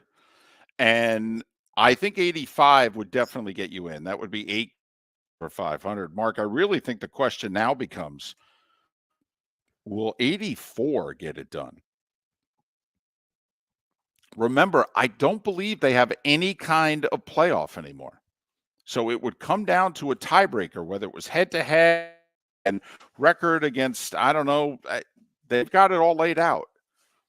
So, Mark, like you said, right now, the Marlins are a half a game back at 3 over 500. The 2 teams that are tied for the final spot, Cincinnati and 4 games over 500. Well, 500 baseball the rest of the way is 83 and 79. They play a couple games over 500. They win 84. I mean, I think 85 is now, if you 85, I think you'll be in. But it would not shock me, Mark, if 84 is a tiebreaker. And that's what I was thinking as well. I mean, because there's no one seemingly able to put together, if the Marlins, do you see 2 of these teams even going on a run to cause a little separation? But right now, no one's played good enough to where I see any separation. There's no consistency. Well, think about it. The Marlins at what point were 12, 14 games over 500? The Diamondbacks at 16 games over 500. So, no. Only team, by the way, the Phillies, the 4 and the 5 seeds, they have been playing well. And that's why they're pulling away in the wild card race. The Cubs are only 2.5 back in the Central. But no, Mark. I mean, you got Arizona, Cincinnati, the Giants, and the Marlins. All game. 4 teams separated by a game for 1 playoff. And none of them have played well a while. And it was interesting, a couple of months back, we were looking at both the Cubs and the Padres and their run differential. And the Cubs had a good run differential and the Padres had a good run differential. We're like, well, it's going to be the Padres. That's at some point they'll figure out what's going on. The Padres still are plus 60 in run differential, and they're like 10 games below 500, which is just amazing. But the Cubs still have one of the best run differentials in the National League. So this has actually been a reasonably consistent run by the Cubs this year. Padres with worst record 1-1 games in baseball, 0-11 in extra innings, yet to have a winning streak of more than 3 games. You're old in the league. So, and believe it or not, it's actually a pretty entertaining U.S. Open going on. I know that's tennis, and we don't play that in this country anymore. Gave it up. What are we playing instead now? Okay, we don't play tennis anymore. The smaller court. Pickleball. It's all pickleball, Right. David. We don't play tennis anymore. Right. Hell, even a professional tennis player retired. He said to go play pickleball. He did, and he meant seriously. He said competitively. He's like 33 years old. And no, I'm going to play competitive pickleball. But don't you think pickleball should be exclusively on Peacock? Question is, Mark, how long does it take till it becomes an Olympic sport? Do you think the United States can push to get that sucker in the 8 games when they're in Los Angeles? Boy, if that's the case, you and I will be eating crow on that one, because we have been making fun of this ever since we got started, and people love it. I think it's a great sport to play. I don't think it's a sport that I ever need to watch. That's all. Miller and Moulton, the good, the bad, and the ugly. Today was a day when and what's on tap. It's how we finish things off during the Diamond District Bonus Hour right here on the Florida Sports Network. Visit Jason and Todd at Diamond District. 20 years ago, Jason and I had the idea for a jewelry store like no other. The vast selection of certified diamonds priced 8 to 12% over cost. A team of individuals who are educated, driven, and believe in cultivating relationships. Today, we have become one of the largest independent jewelry stores in the country. Todd and I love what we do and are in the store nearly every day, along with our GIA gemologists, master jewelers, custom designers, and non-commissioned diamond consultants, all of which we consider family. As direct diamond importers, we travel the world, forging relationships and sourcing diamonds.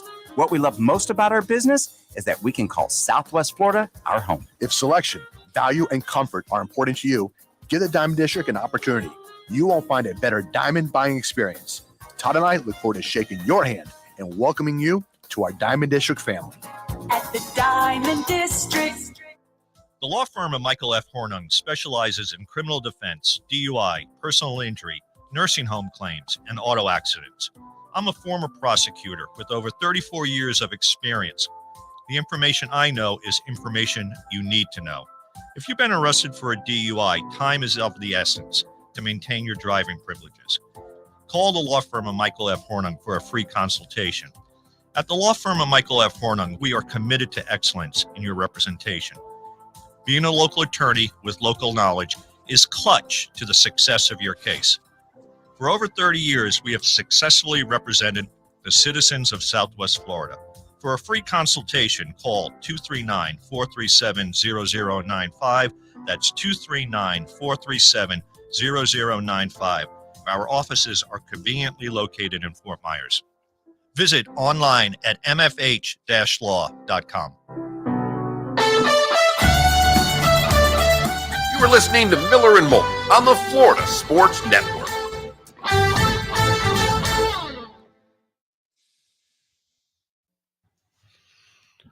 Hey, I don't know if you saw that I typed it. For whatever reason, David, since 9, your connection has gone haywire. Not good at all the last two segments. Yeah, bad. Cutting in and out. I have no idea why. The first 3 hours, rock solid, not one glitch.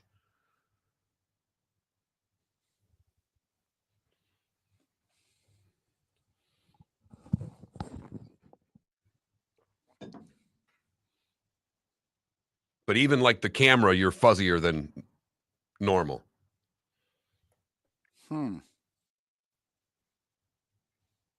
Okay.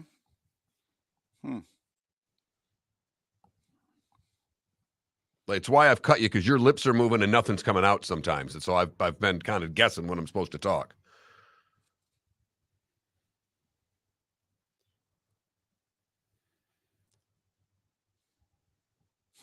Because I'm plugged directly into the router for whatever that's worth. But I mean, I could try to switch to my.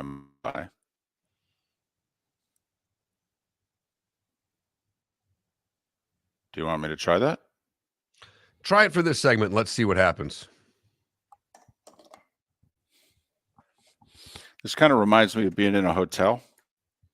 Right. You know how sometimes until like 8 dirty. People start waking up. They start using their internet, and all of a sudden. Yep. Exactly what I was thinking.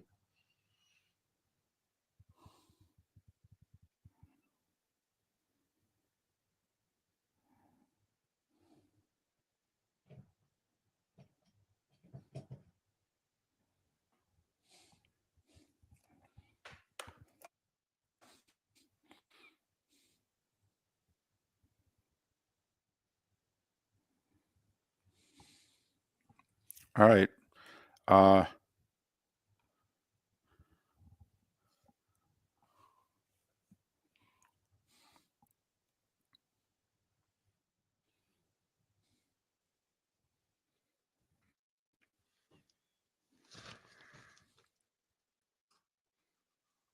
Okay, you may have to take it then coming out of break. Okay.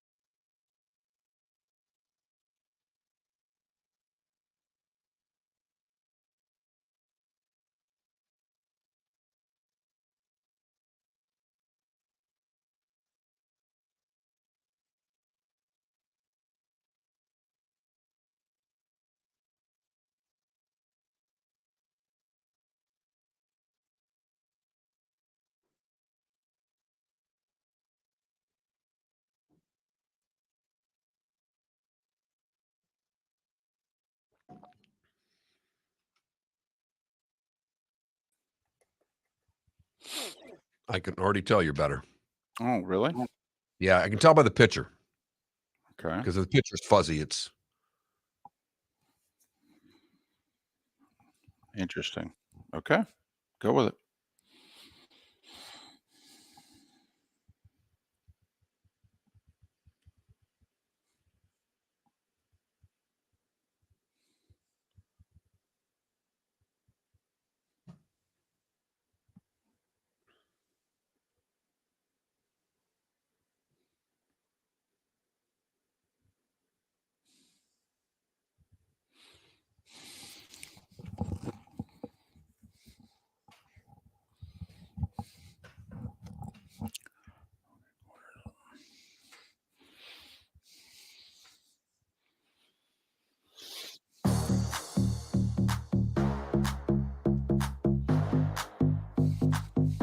Welcome to the bonus hour, brought to you by Jason and Todd at the Diamond District. And now, here's Mark Miller and David Moulton. The home stretch on this Tuesday after Labor Day. A little more than 48 hours out from the NFL opener, Lions and Chiefs. Miller and Moulton, the Florida Sports Network. Presented, the 9 o'clock hour is every day by Todd and Jason and the good folks at the Diamond District. What do you say? Let's get right after it this morning. Okay. It's time for someone to take back this segment, if for no other reason than to stop David from talking about Meghan and Harry. Here's Mark Miller with Today Was the Day When. 1698, we start today. Wow. I just thought this was a fun little factoid. Russian Tsar Peter the Great imposes a tax on beards. Would get expensive these days. Yeah. Especially if it was the length of the beard. Now that, we've got these bohemian beards that go on. And I can't grow one, so it's awful looking. Straight hair, bad beard. You could probably grow a great beard if you wanted to. You had a great stash. I did have a good stash. I've never tried to grow the beard. I've not, taking care of myself for 7 to 10 days, but that's about as far as I go. Well, then it's usually mom watching the show that yells at you. Oh, it's not usually. Today in 1906, St. Louis University quarterback Bradbury Robinson throws the first legal forward pass in the history of American football for a touchdown to Jack Schneider at Carroll College in Wisconsin. St. Louis would win the game 22-0. 1925, Bobby Jones wins the U.S. Amateur. 1957, On the Road by Kerouac is published. Today in 1958, the Huckleberry Hound Show featuring Yogi Bear premieres on U.S. television. It was today in 1960 that Cassius Clay beat the three-time European champion of Poland in a unanimous decision to win the light heavyweight gold medal at the Rome Games. Today in 66, the first Jerry Lewis muscular dystrophy telethon raised $1 million. I did a few of those in my TV days. Co-hosted. Right. Yeah. Never mind. I mean, we all, if you do the telethon, they'd have, a lot of anchors because, you got to do your little 5-10 minute thing at 4 a.m. too. I mean, it's so, but yeah, I actually co-hosted one. I was like 2 years in the business in Scranton. I co-hosted a telethon at 21 years of age. I have no idea what they were thinking. Today in 76, the Muppet Show premiered on television for the first time. Probably if it was a premiere, it would be the first time now, wouldn't it? 78, Sadat Begin Carter sat down at Camp David. That didn't work out so well for Sadat a few years later. The home folks held that against him. Today in 1990, as a 12 seed, Pete Sampras ends Lendl's bid for a 9th straight Open final. In a 5-setter quarterfinal win, he would go on to win his first career Grand Slam title. Beat McEnroe in the semis. 94, Jerry Rice catches 2 touchdowns and runs for another score in a 49er rout of the Raiders to surpass Jim Brown as the NFL's career touchdown leader with 127. What year was that? 94. Yeah, he played 9 more years. Maybe 10. And today in 95, Cal Ripken Jr. ties Gehrig's record of playing in 2,130 straight games. Jesse James, Raquel Welch, and Freddie Mercury all born today. Bob Newhart's 94. That's awesome. Bill Mazeroski's 87. Cool. Michael Keaton, 72. Dweezil Zappa, 54. And Stacey Dale's 44. What did I miss, David? Michael Keaton is how old? 72. Wow. That one, I wouldn't have gone much beyond mid-60s there. That one caught me by surprise. There's actually a lot that happened today. You can go back to 1836. Sam Houston was elected as president of Texas.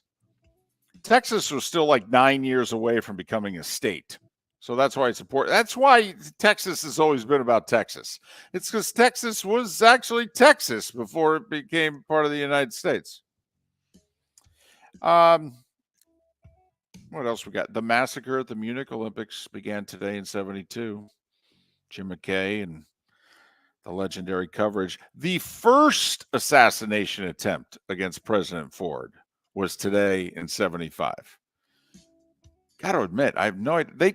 Twice people, he only got the job 2+ years. What really didn't like him. Really? Because he pardoned Nixon? Was that it? I mean, what?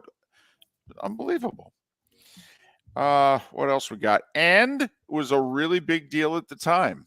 17 years ago today, Katie Couric made her debut anchoring the CBS Evening News. She was the first woman to ever be the solo anchor of the network news. Barbara Walters had co-anchored it for a short time.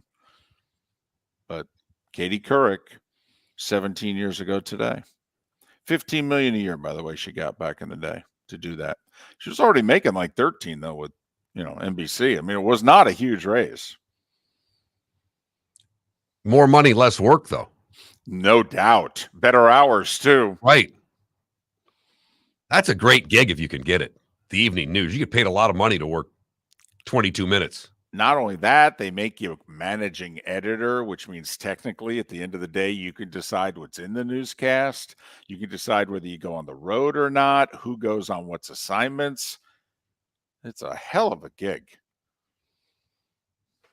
You've heard folks elsewhere mock Florida is gonna Florida. Well, Mark Miller sees it differently. He calls it the good, the bad, and the ugly.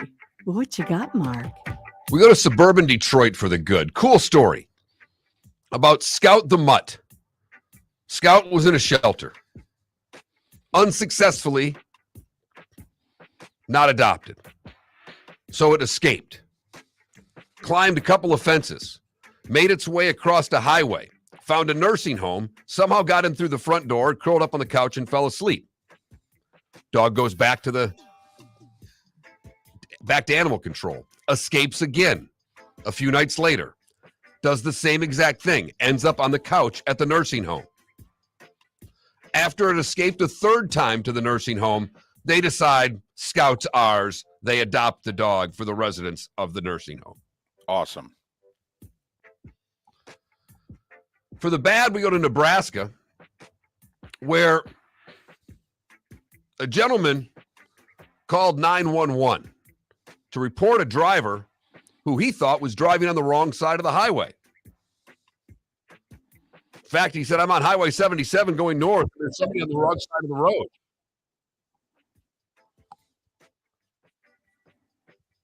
And he added that another driver almost ran me off the road. Police were summoned. They pulled over the man that made the 911 call because he was hooked on phonics driving on the wrong side of the highway. I'm sorry. I hope nobody got hurt. Oh, man. No one was hurt. He was twice the legal limit. And when asked why he was pulled over, he said, yeah, because I was driving on the wrong side of the road. That's not what you said a half hour ago. We got it on tape. Finally, the ugly.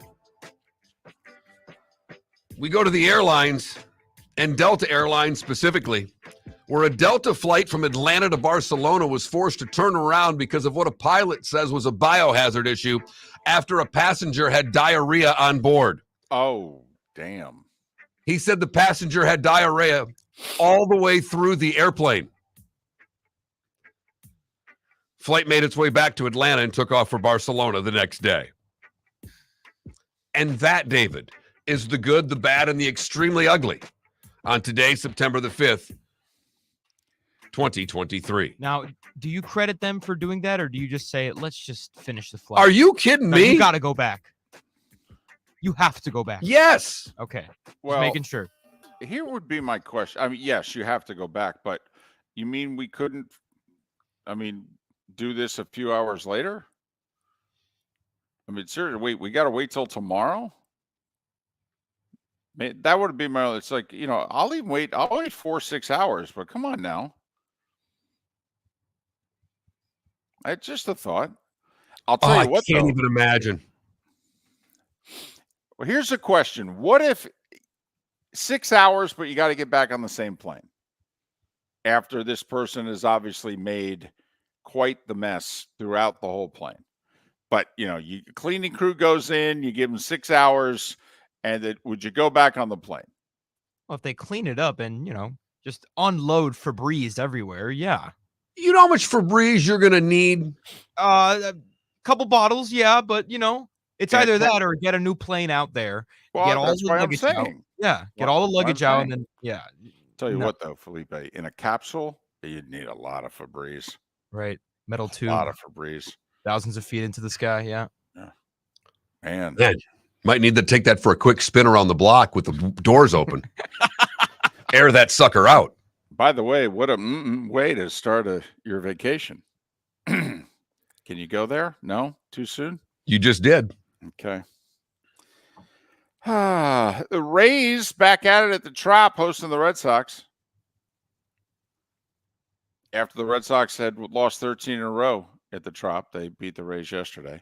Marlins, after a well-deserved day off, they're hosting Kershaw and the Dodgers. Don't laugh.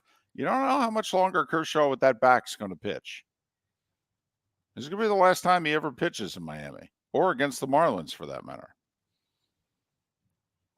Just throwing that out there. He still has a chance to win the Cy Young, you know. He's 12-4. And he wins like 3 games in September. He could win the Cy Young with 15 wins. Sub 3 ERA, second best team in the league. That would be something. Yeah. As if his Hall of Fame candidacy needed any more pelts on the wall.